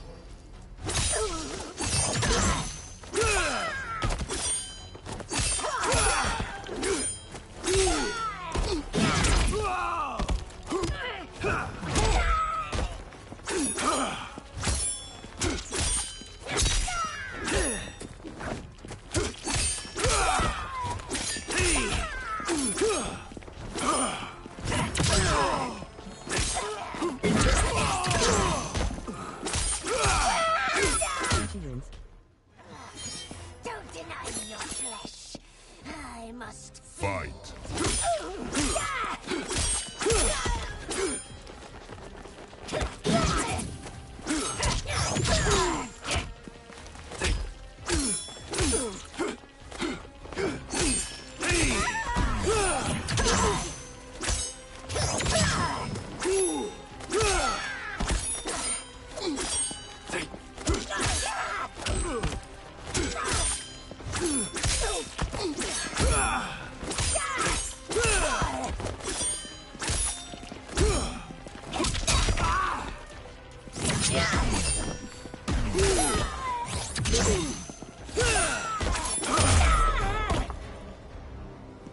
Johnny, Kung Lao, help hold her down. Kung Lao and Johnny scramble to Melina and grab her.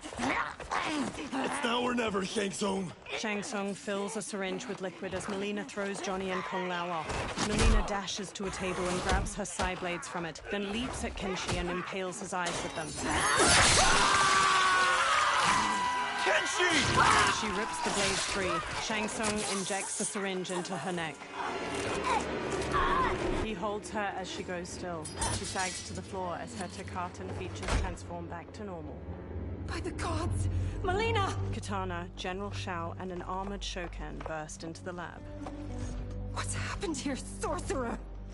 These men were sent to disrupt your sister's treatment and scandalize Outworld by revealing her illness. What? That's totally fake news! Princess, we were— The Shokan punches him hard, then pummels Kung Lao to the floor. Thank you, Goro. I've no stomach for Earthrealm lies. We should detain the Earthrealmers and the Tarkatan we found outside. At least until the Empress is ready to respond to this incursion. Agreed. General Shao gestures to 4 soldiers. They haul Kenshi, Johnny, and Kung Lao away. But she must realize that this incident proves Earthrealm's bad faith.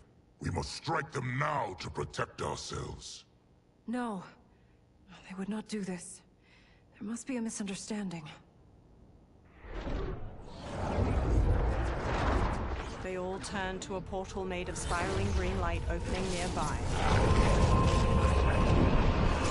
A bald outworlder with tawny skin emerges from the portal and regards them all. He has black markings around his eyes and a red symbol tattooed on his head. It is no misunderstanding, Princess. It is a confirmation of my prophecy. Left unchecked, Liu Kang will conquer Outworld. He kneels by Katana.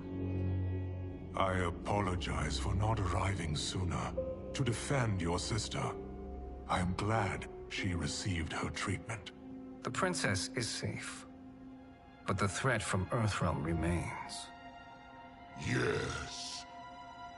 Quan Chi, when do you anticipate they will strike? Soon. Today's events were foretold in the final quatrains of the prophecy. Then I am right. We must act now, Princess. I will take your concerns to the Empress. It is for her to decide. Rain, Tanya, assist me. Rain and Tanya lift Melina from the floor. Rain carries Melina out of the laboratory with Tanya supporting her lolling head. What truly happened here, Sorcerer? That the Earthrealmers interrupted the princess's treatment was happenstance. They were here to capture me for Liu Kang. You? Why? That I must investigate. For now, let us revel in our good fortune. The Earthrealm's serendipitous arrival has given us ample evidence to convince the Empress of the truth of Quan Chi's prophecy. Conflict with Earthrealm is now inevitable. Not necessarily. The Empress has never been eager for conflict. If she resists, she will be replaced. Outworld needs a steadfast leader. A leader like you, perhaps. If my realm requires it of me. Shang Tsung smirks at Shao. Kill the Earthrealmers. They cannot report back to Liu Kang. Their deaths will also feed the ire between realms. Two birds, one stone.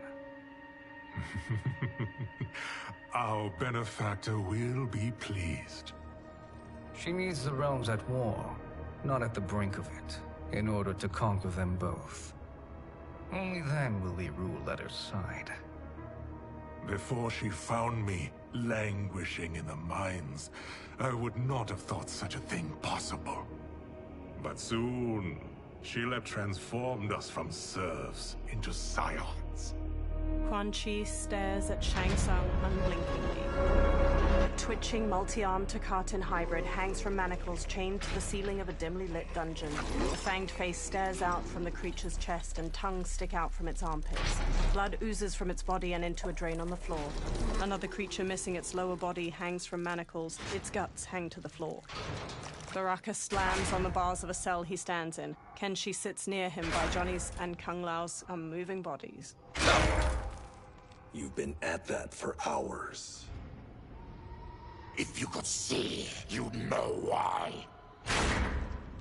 That's not happening, is it? Keep talking, will ya?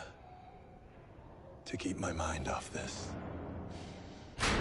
Tell me about life before you got sick. I was doing well, trading goods up and down the Varta coast. My family was comfortable, happy. Then Tarkat came. It took my wife, then my children. Cruelly, it lets me live for now. I think it enjoys ravaging my body more slowly. Johnny sits up. This hangover. Kenshi. God damn it. How bad's the pain? Excruciating. You saved me. I won't forget that. But you may just regret it. What are you doing? Johnny gawks as he stares through the bars of the cell. Various Takatans dangle from chains in the dungeon, many missing large chunks of their bodies. One spasms as they hang from a torture rack. What in the... When did we take the left turn into survival horror? This is Shang Tsung's real laboratory. We're beneath where we were before. That was a false front. Reminds me of this cheap-ass film I did in my early days. Flesh Pits. God, that was trash. Reptile, a masked man in a green cloak, opens the dungeon's doorway and enters. Who's that? Our jailer. Reptile strides through the broad cobblestone space. By a cell, he stops by a bucket filled with chunks of bone and meat. He throws one of the chunks to a Tarkatan hybrid inside. The creature grabs it and rips into it with their fangs. Reptile steps to Baraka's cell and looks at Kenshi. How is he? His eyes are gouged out. Guess. Reptile hands Johnny a small jar. That will dull the pain. You're vile to be part of this. You are Shang Tsung's prisoner. I am his slave. He has my family. He'll kill them if I don't obey. Johnny opens the jar, then pulls a long red cloth from his belt. He smears some of the jar's ointment onto the cloth. He covers Kenshi's gaping eyes with the cloth, then ties it around his head.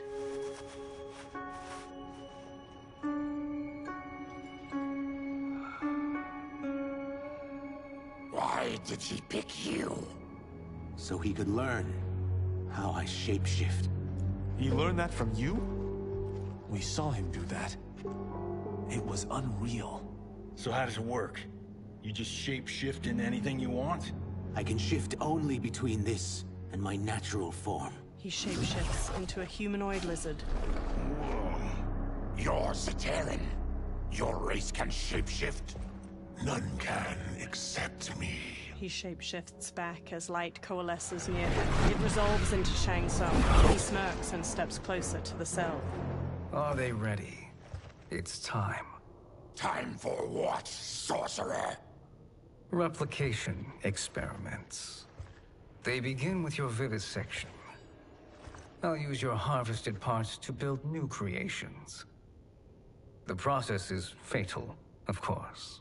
Liu Kang won't let you get away with this. That presumes he will ever learn what happened. But when I am done, there will be no trace left of you. I shall return soon to check progress. I have other matters to which I must attend. He teleports away. You don't have to do this.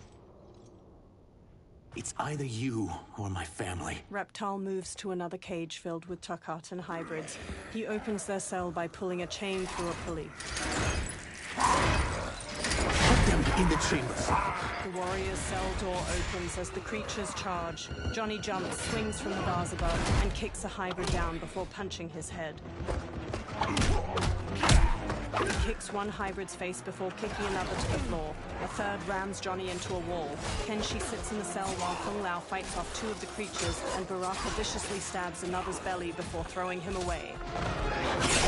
Baraka strides forward, then impales a hybrid with both bone spikes and flings him over his head. He slashes at another as two of the creatures drag Kenshi past him. The hybrids fling Kenshi into a small cage dangling from a chain fixed to the ceiling. Another pair chuck Johnny into a cage next to Kenshi's. Two of the creatures haul Kung Lao to a third cage. He throws one off, then double kicks the second back before pummeling a third with a combination of punches. He turns sharply and sidekicks a fourth into a table holding his razor-rimmed hat. He throws it and the hat flies in an arc, decapitating two hybrids before returning to his hand. He smoothly sets it on his head. Fight!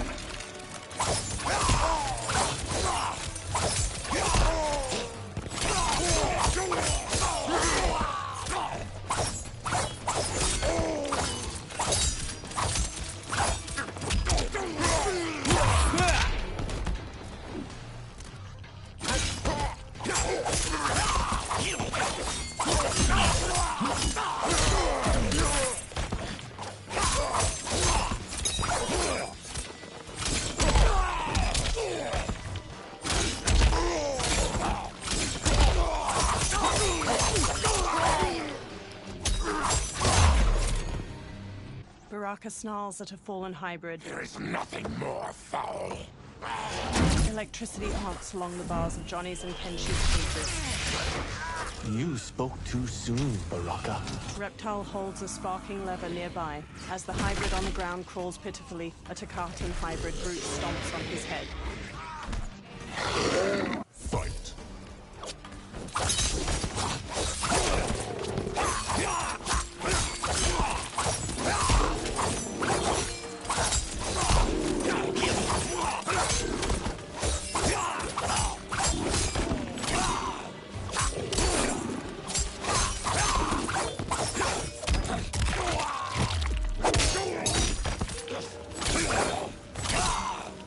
Baraka wins. You're an unwelcome glimpse of my future. Fight.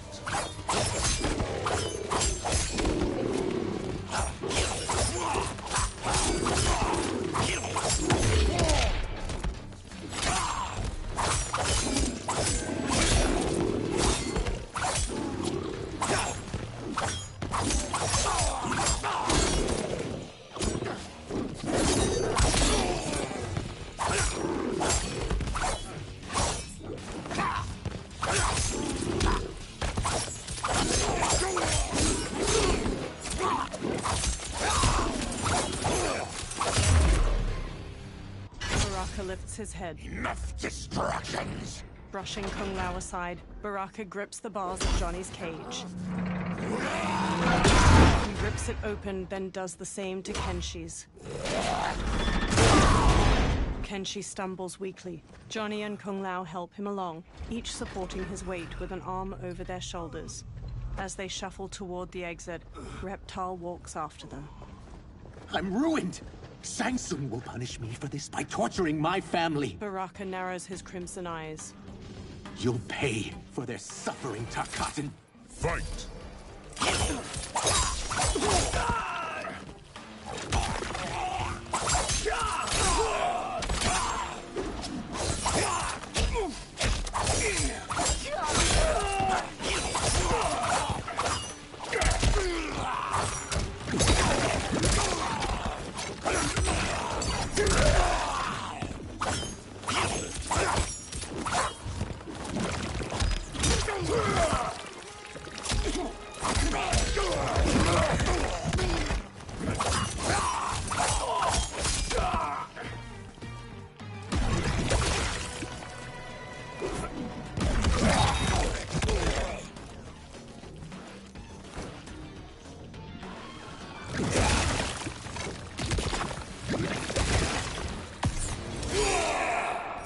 The attacker hits the victim's face with a hook, then twists their arm to break their shoulder. Baraka stabs the victim with an arm blade and lifts them before plunging the blade into their throat, shattering their spine.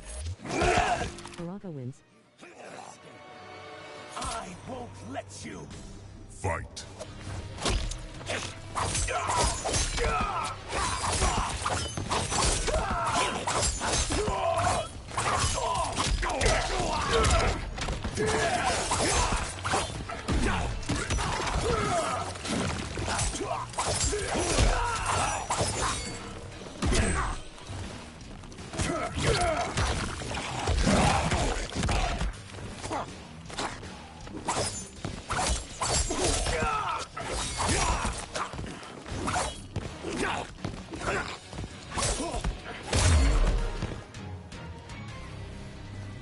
We are leaving. Reptile kneels. Then kill me.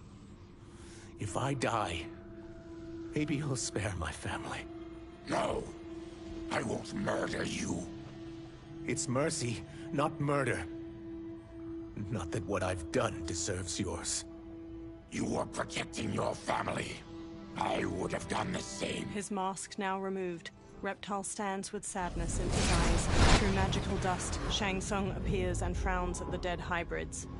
What has happened here? Johnny takes up center and stands with Baraka and Reptile. Shang Tsung points sharply at Reptile. Sizoth, you fool! You've let them ruin everything. We're going, sorcerer. And we're taking you with us. Liu Kang would like a word. I cannot be apprehended so easily. Shang Tsung conjures clouds of green gas. Yeah, I got a bad feeling about this. I bid you all farewell. Cheer up, Syzoth. I'm reuniting you with your family. They're dead? You killed them? Many moons ago. I do hate loose ends. Reptile's lips curl into a snarl, and he charges the sorcerer. Shang Tsung disappears in a magical dust cloud.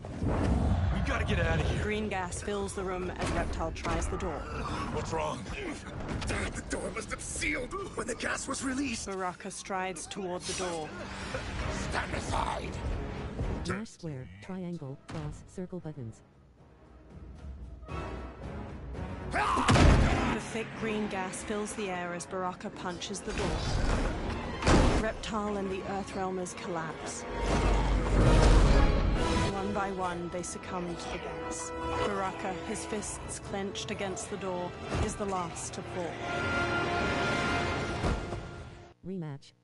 Cross button confirm. Up and down button. Navigate.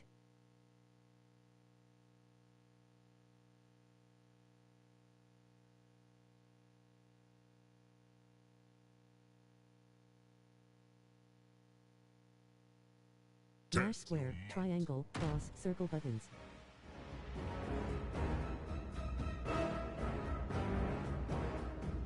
R2 button. R2 button.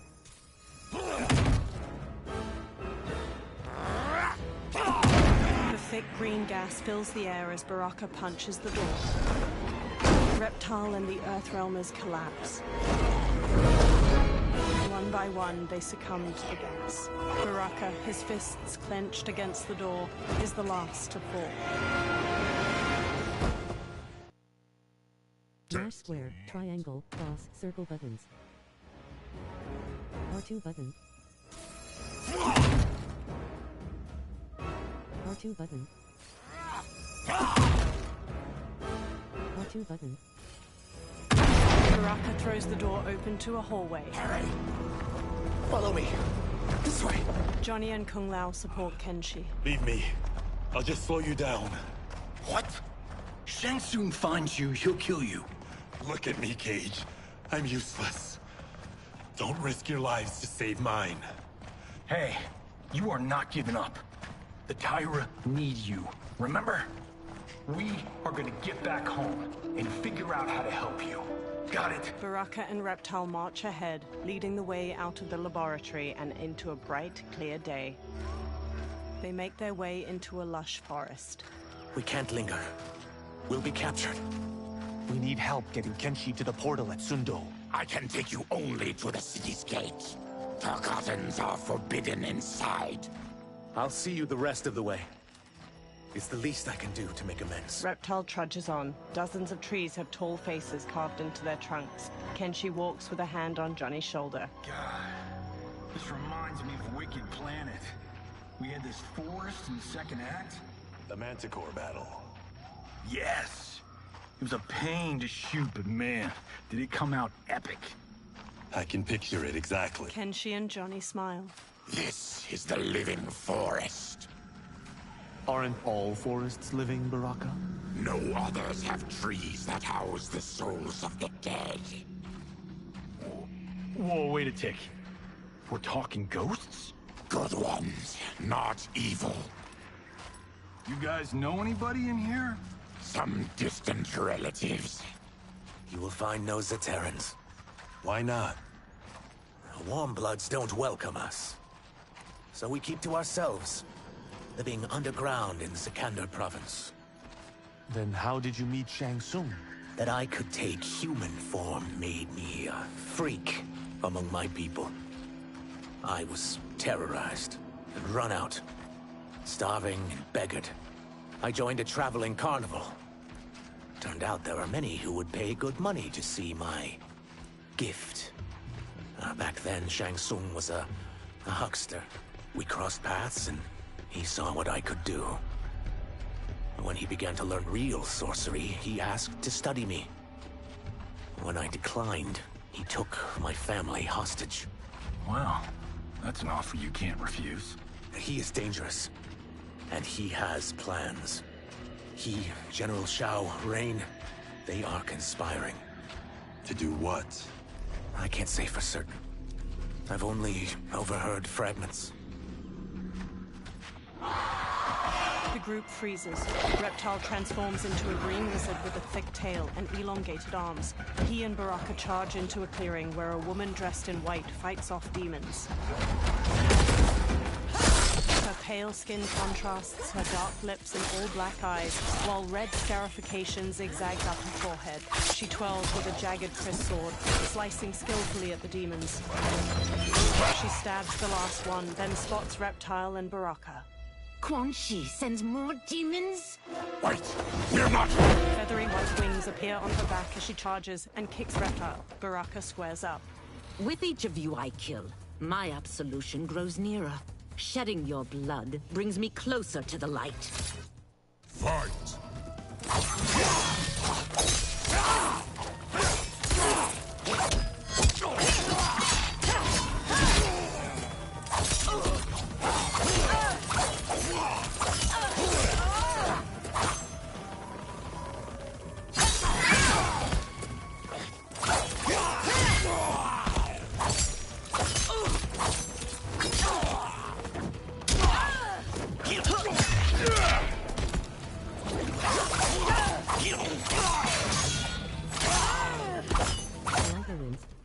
Stop this! Killing me won't absolve your sins. Fight!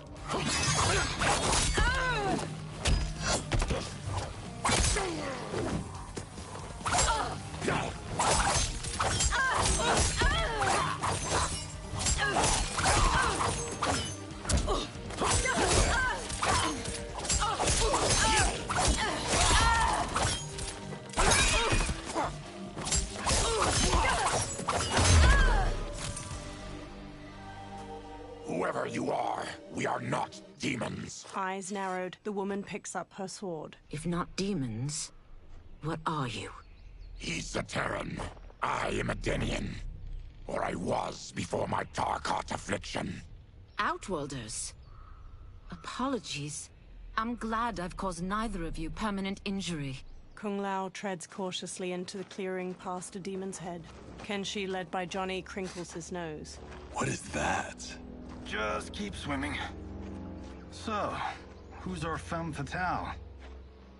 I am Ashra, demon of the Netherrealm.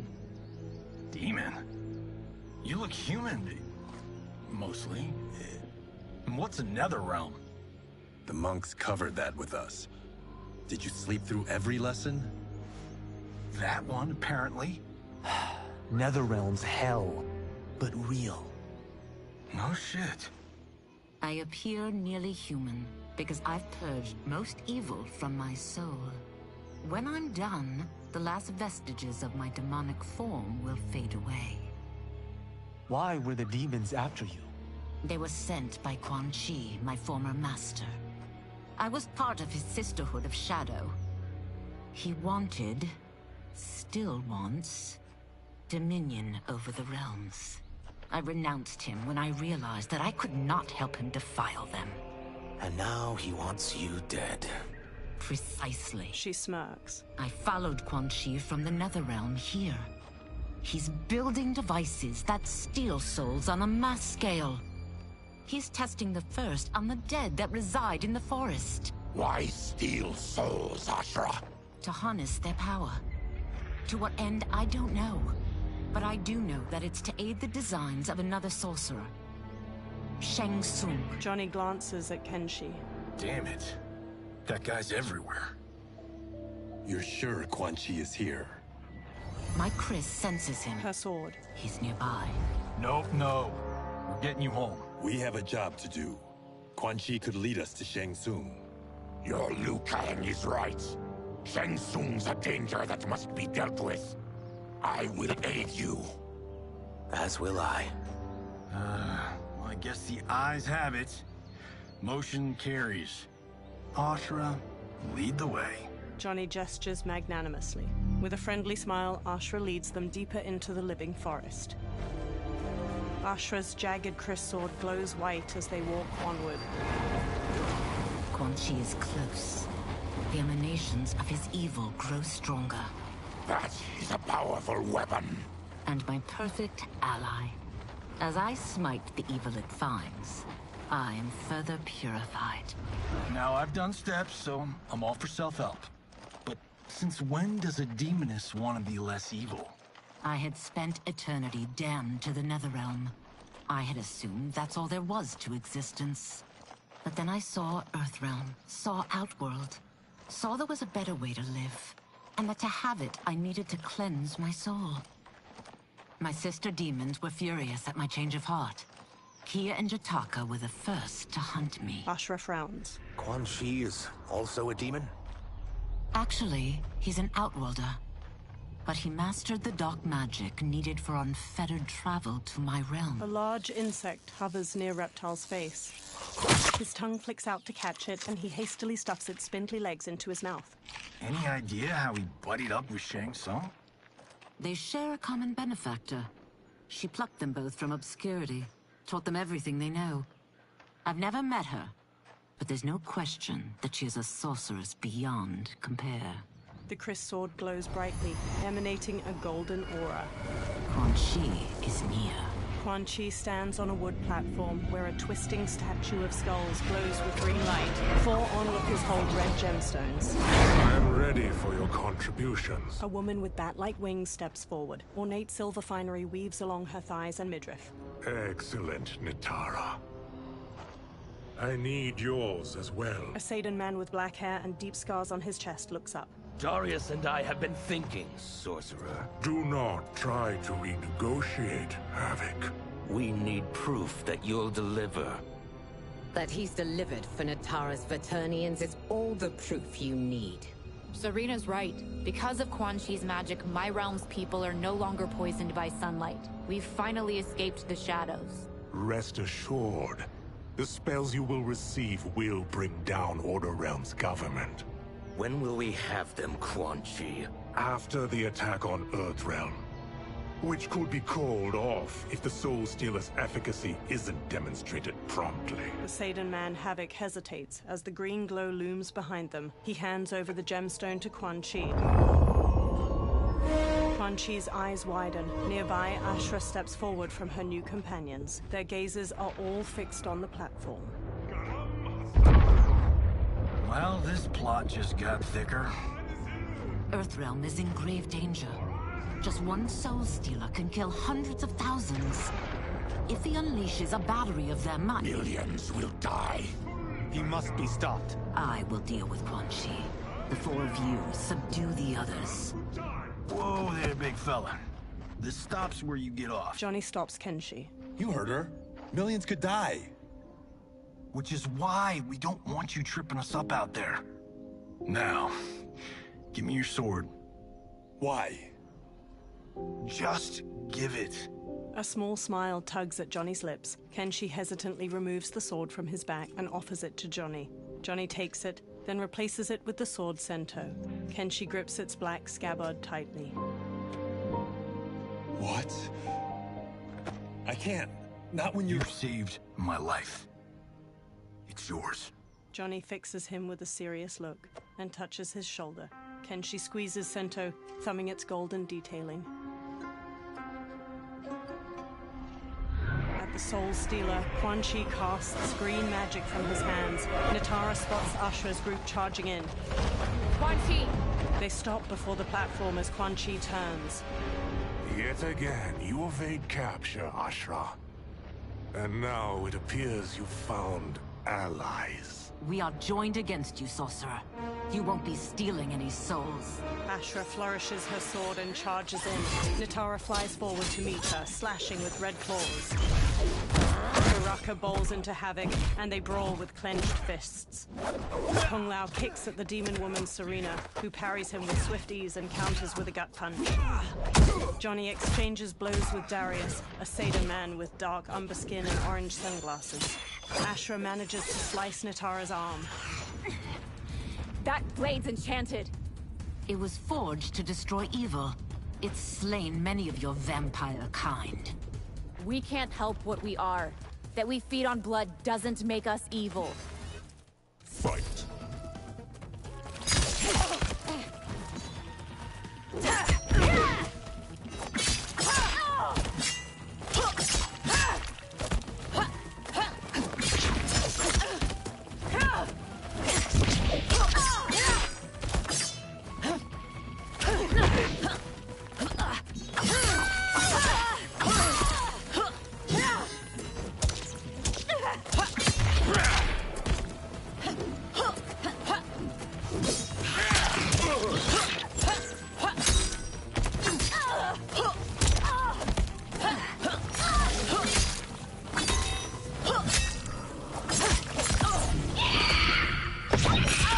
The attacker punches the victim airborne, then grabs their ankles to slam them down. Natara kicks her victim upward, then stabs her claws through their neck before slamming across the floor.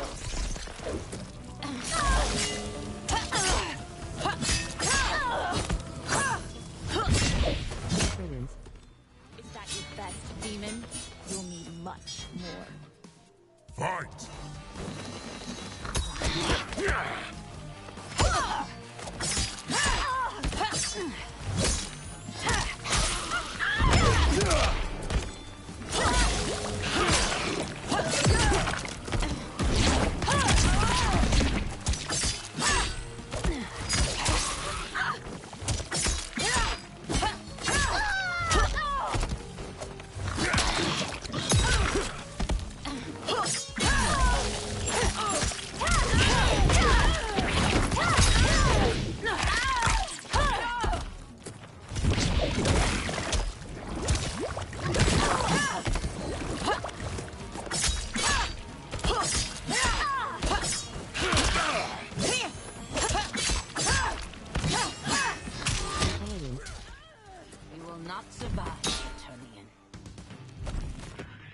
Fight.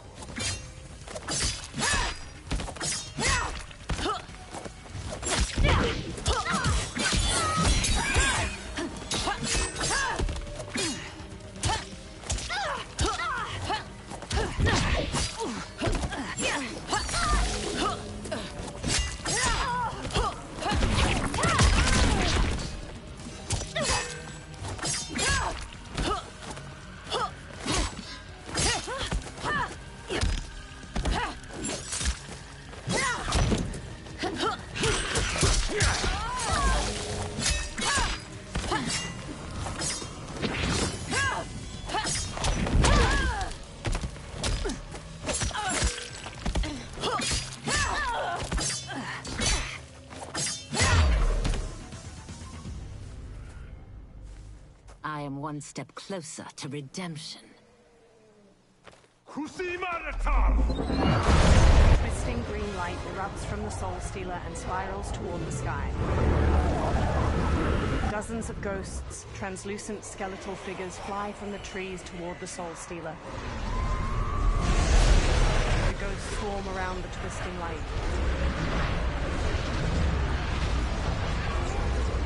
Johnny gazes up at the ghosts with the others, all awash with pallid green light. My God, it's a tornado. The forest withers and rots as the faces carved into the trees turn skeletal. Quan Chi conjures green light in his palms, then lifts them overhead.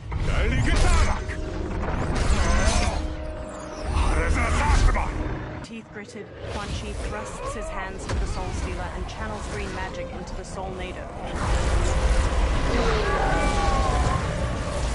Strands of light from the Soul Nado coalesce into a humanoid form wearing a red and black cloak over corpse gray skin. The humanoid stretches his jaw open, then collects himself and stares out at everyone with glowing green eyes. The humanoid raises his hands while floating in front of the Soul Stealer. Ashra narrows her eyes at him. What dark magic is this? We are Ermac, a collection of souls bound by Quan Chi's magic. We live to obey his commands. Kill them. Ermac throws bolts of green energy at Johnny, Kumau, and Ashra, knocking them to the ground. Ermac telekinetically raises Baraka into the air as the Tarkatan charges, then throws him away. Reptile tackles Ermac to the ground, but Ermac frees himself and blasts Reptile back with an energy bolt. He yanks Ashra toward him, then jabs her face before launching her through the air to the ground. Quan Chi must succeed if I'm to liberate Order Realm. I'll not let him fail. Killing one realm to free another is a heinous proposition. One I won't let you fulfill. Fight.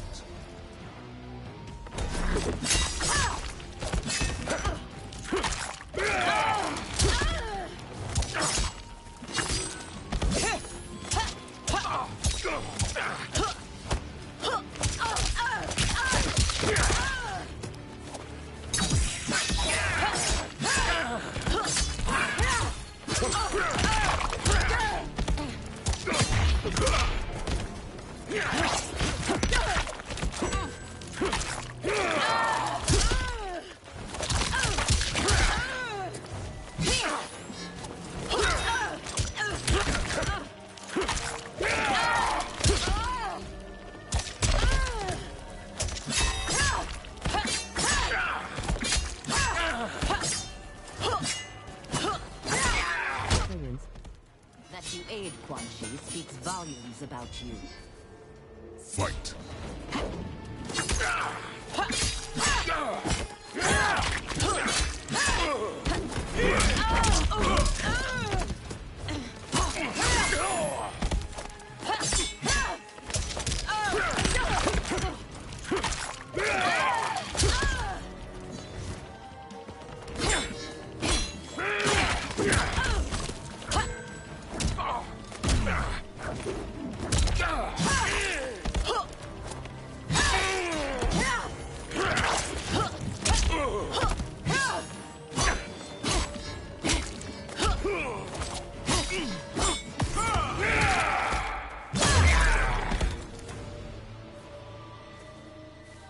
Take your chaos elsewhere.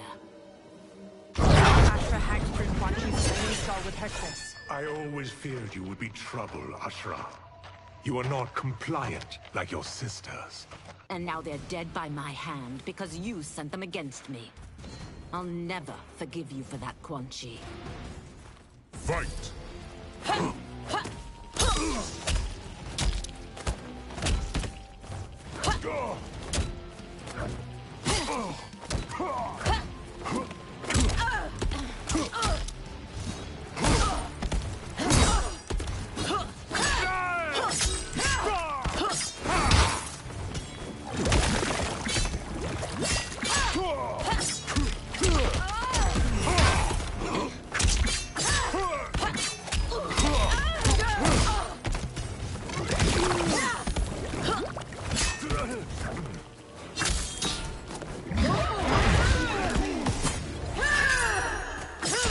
The attacker punches the victim airborne, then grabs their ankles to slam them down. Ashra impales the victim with a bladed wing, then her wings break into dozens of feather knives.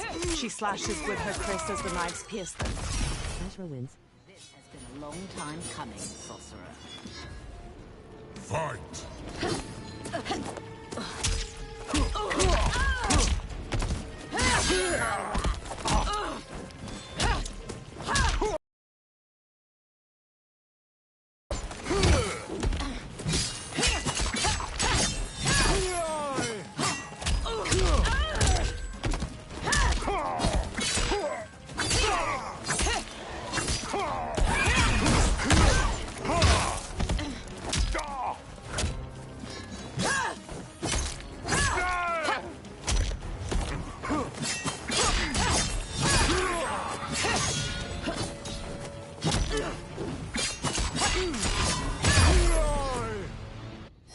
Ashra scowls. When I'm finished here, I will finish you.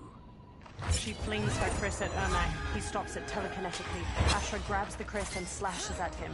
Ermac weaves around her attack and blasts her back. Johnny kicks his head, then Ermac smacks his face, making him stumble away. Ashra spins while slashing at Ermac. He evades her, then slams Reptile into the ground as he charges. He levitates Ashra into the air and hammers her down. She lies inert. Ermac throws a fallen log at Reptile and Baraka, then floats Johnny up and slams him into the dirt. He raises Johnny again and flings him away. Johnny goes still. Kenshi raises Sento, face hard. I can't let them die. He charges Ermac. Ermac launches him away. Sento pierces the ground. Kenshi gradually sits up. He frantically feels around the ground. Dim lighting reflects on Sento's sleek blade. What? Who is that? Your ancestors. Come to us. Kenshi crawls to Sento. He clutches the sword's hilt, then lifts it as he stands. In this, your time of need, the terror will not fail. Blue light shines from Kenshi's eyes and bleeds out past his blindfold. He sees Ermac speed through the air to him. He dances around Ermac's punches, then runs Sento through his chest. Blue light flares from Ermac's eyes and mouth and starts to get sucked into the blade. Then he blasts Kenshi away. He tosses rocks at Kenshi, but Sento floats in the air and deflects each of them. Kenshi gently takes the hilt. It siphoned his souls. It now has his power. Ashra runs over. That was unexpected. You're telling me. Shall we finish this? Let's. Ashra and Kenshi face Ermac with the Chris and Sento at the ready. This fight's not over. I'll defeat all of Quan Chi's minions. We are many. You are one. We will destroy you. Fight!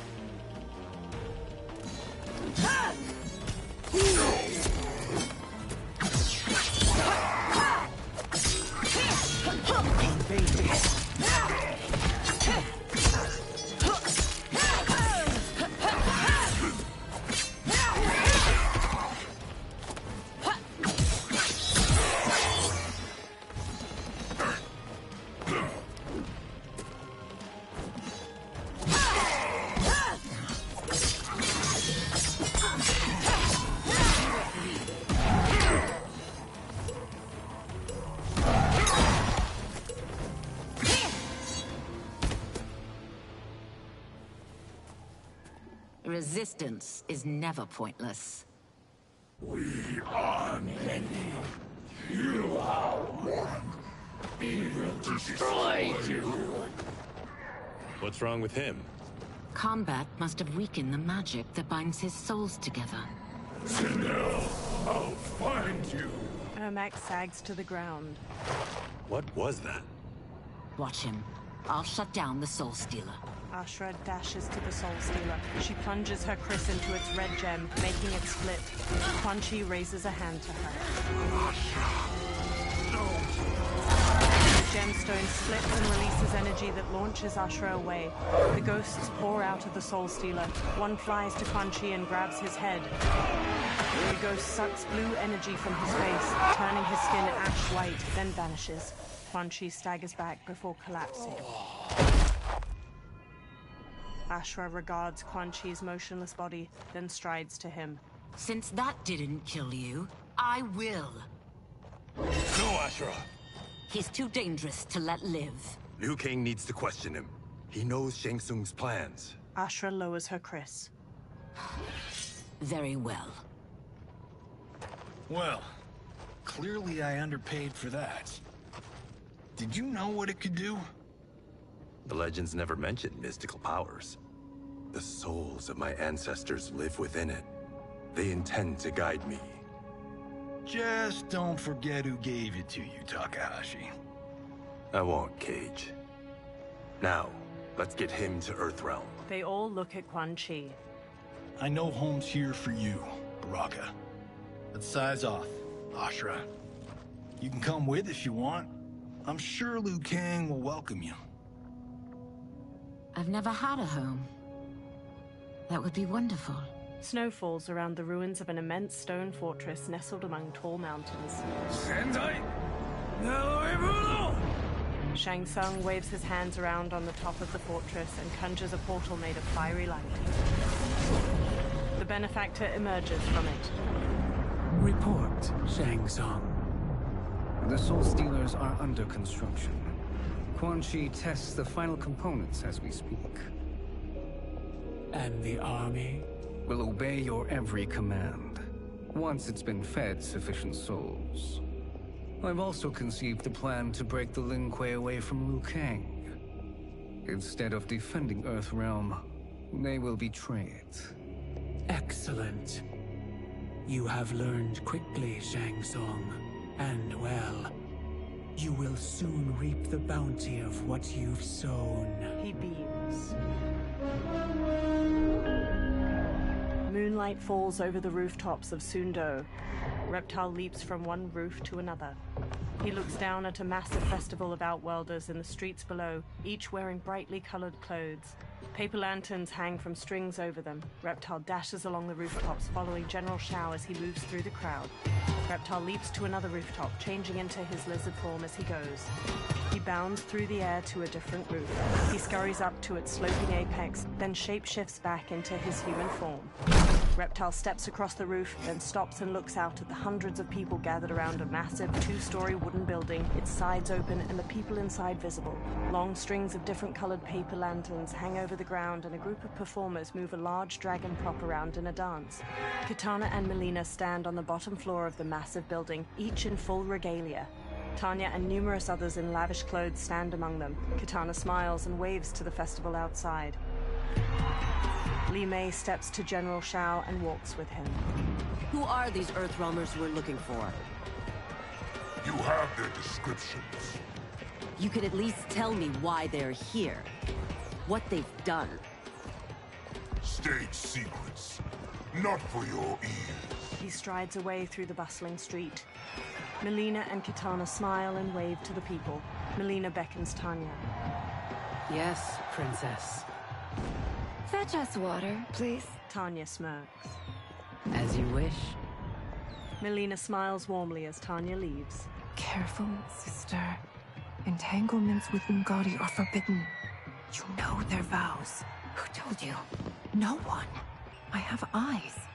As do the snakes at court who would cheer your downfall. The Umgadi's rules are ridiculous. And you can change them when you are Empress. For now, you cannot jeopardize your ascension. Melina stomps off.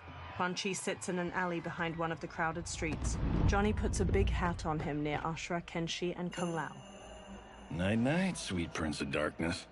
They all wear festival costumes. Oh, perfect. You'll fit right in. You couldn't steal a more functional hat.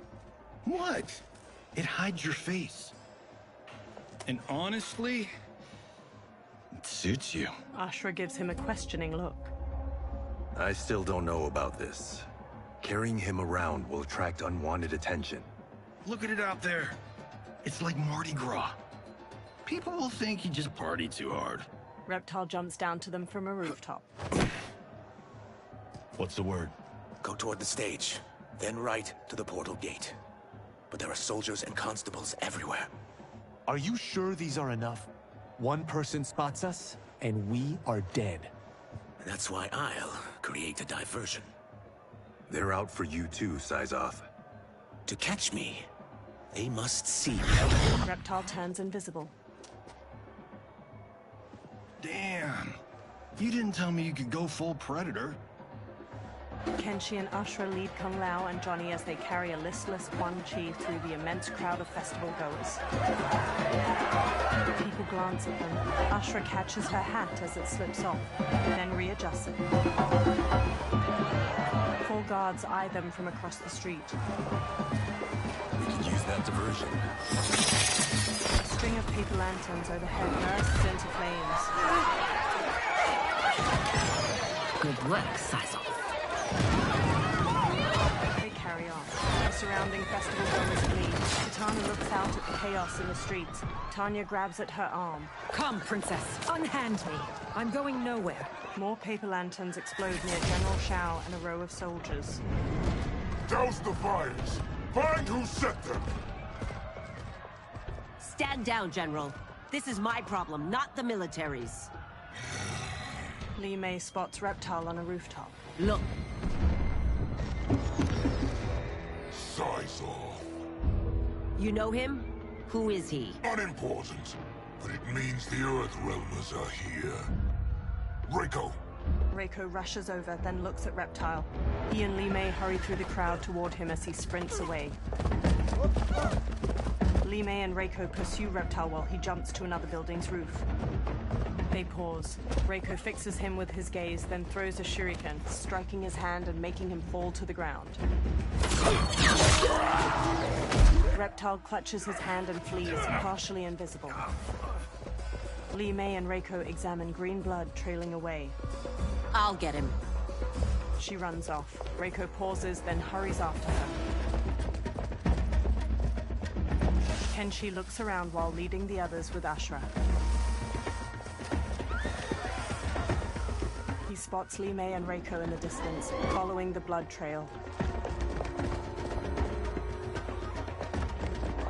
Size off! Kenshi shoves his way through the crowd after them. Li Mei and Reiko run to a small bridge. Reptile turns visible on the other side of it. Green blood? You're Zaterran. How can you— There is much you don't know. Like what the General is truly up to. Surrender and I'll hear you out. I can't if you resist arrest. You arrest me, he'll execute me. That's not how I intend to die. Fight!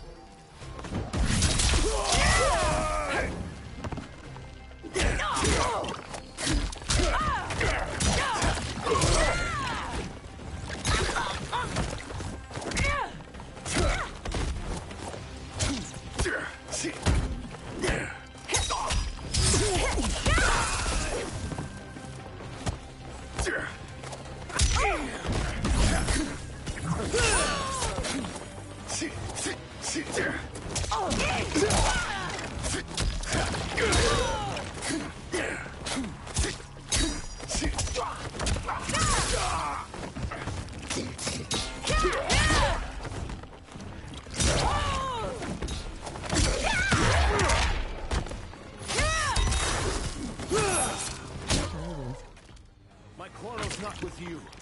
Let me pass. Fight.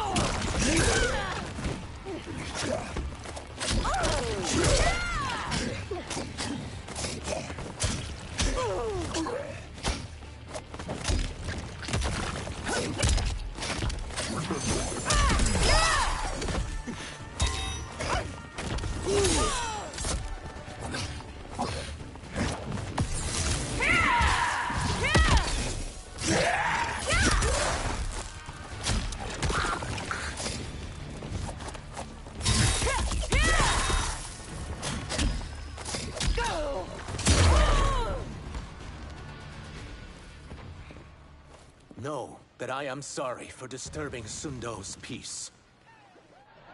Kitana glowers. Ludicrous. Princess, no! You could be hurt! Kitana unfurls two fan blades and charges Reptile. He dances around her attacks, then punches at her. She dodges just as Tanya strikes at him with her three-quarter staff. He counters her swings, then kicks her away. Insurrection from a Zaterran? This is a day I never thought I'd see. You misread my intentions, Princess. Sadly, I've no time to explain them. Fight.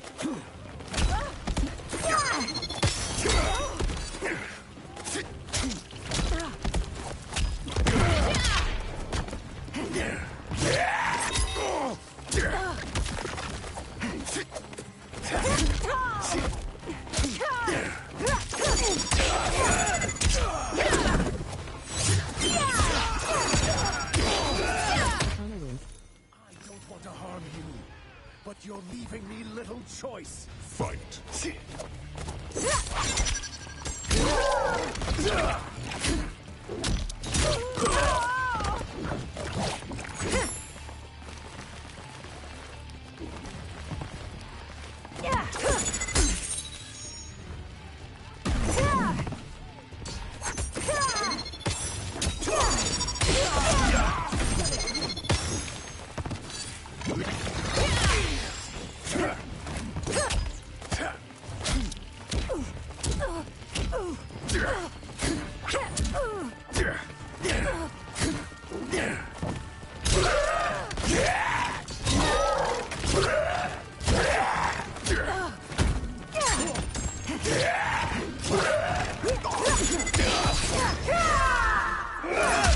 The attacker hits the victim's face with a hook, then twists their arm to break their shoulder. Kitana flings her fan blades into the victim, leaps, summons the fans back, and drives them into their skull.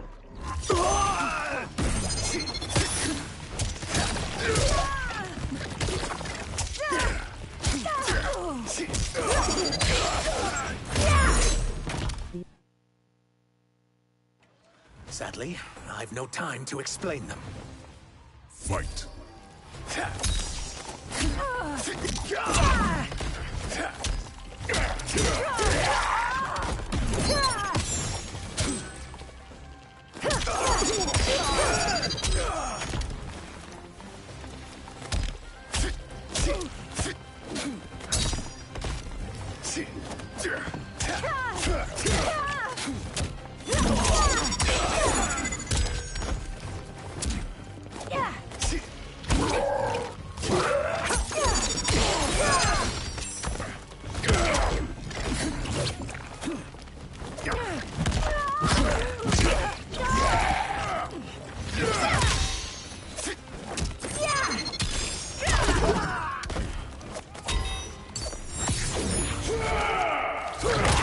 The attacker jabs the victim with 3 strikes, then knocks them away with an elbow to the head. Reptile's tail ensnares his victim to ragdoll them around.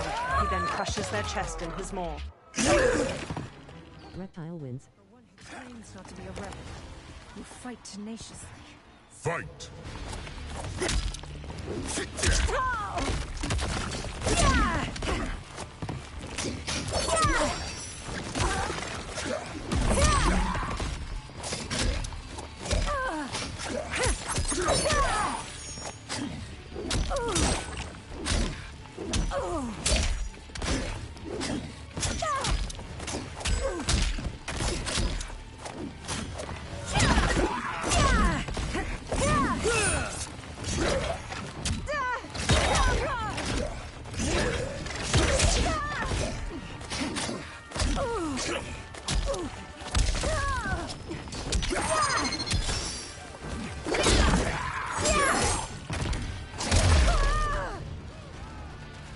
Soon, you will know the truth.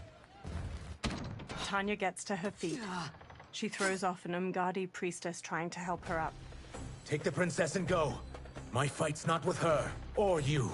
It is now that you've laid your hands on her. I will take your life as punishment. Fight.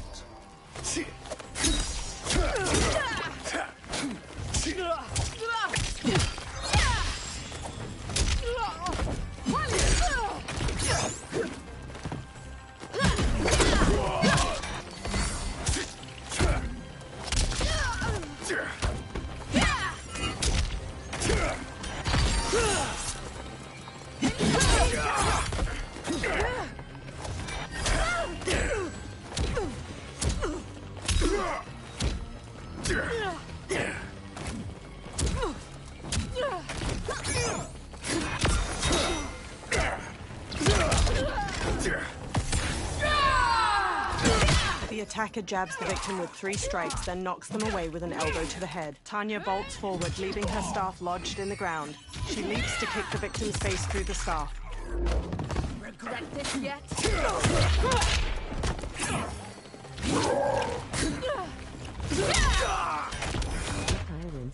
I haven't seen the princess.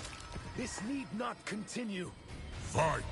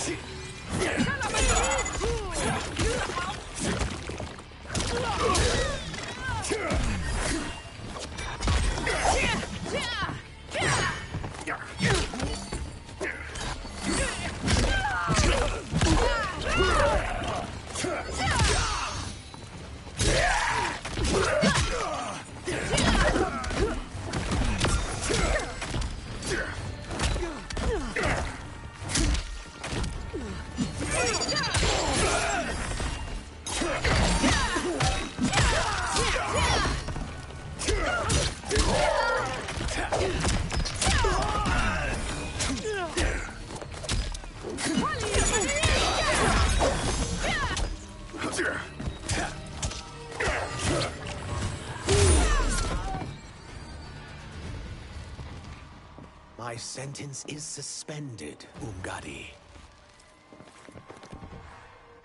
General Shao advances with Goro and other soldiers. Found you.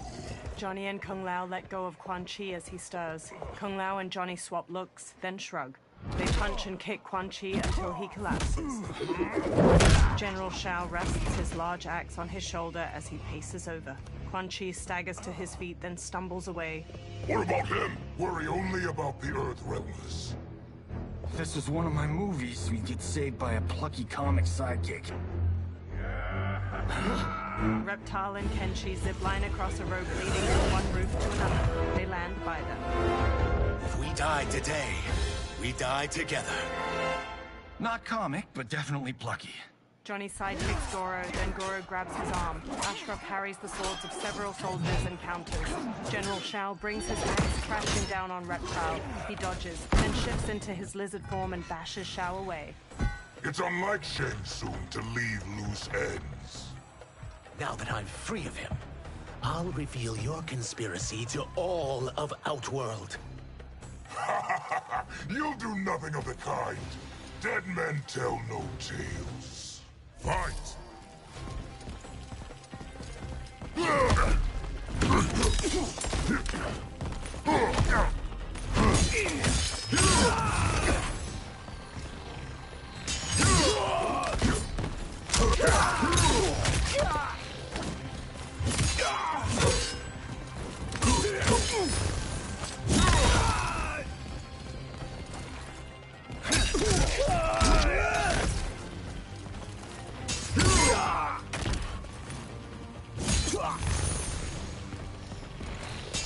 Wins.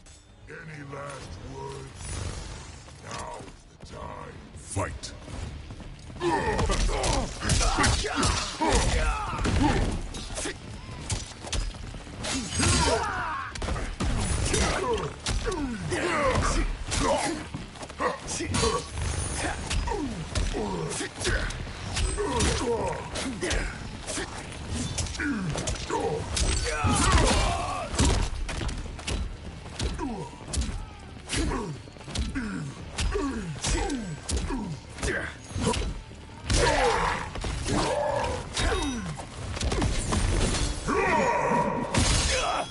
Goro wallops the victim in the face, then pulls both arms apart to rip them out of their sockets. He headbutts the victim.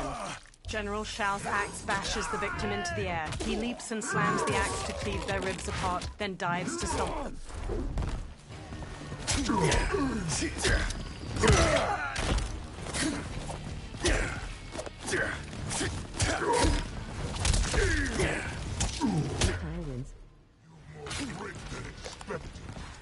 It will make your defeat that much more satisfying.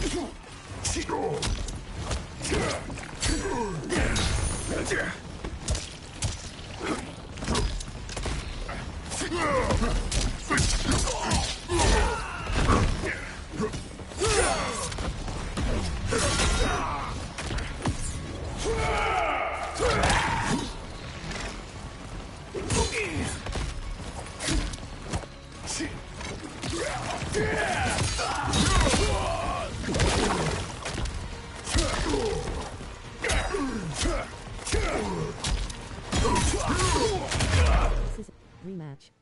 Cross main menu. Rematch. You'll do nothing of the kind.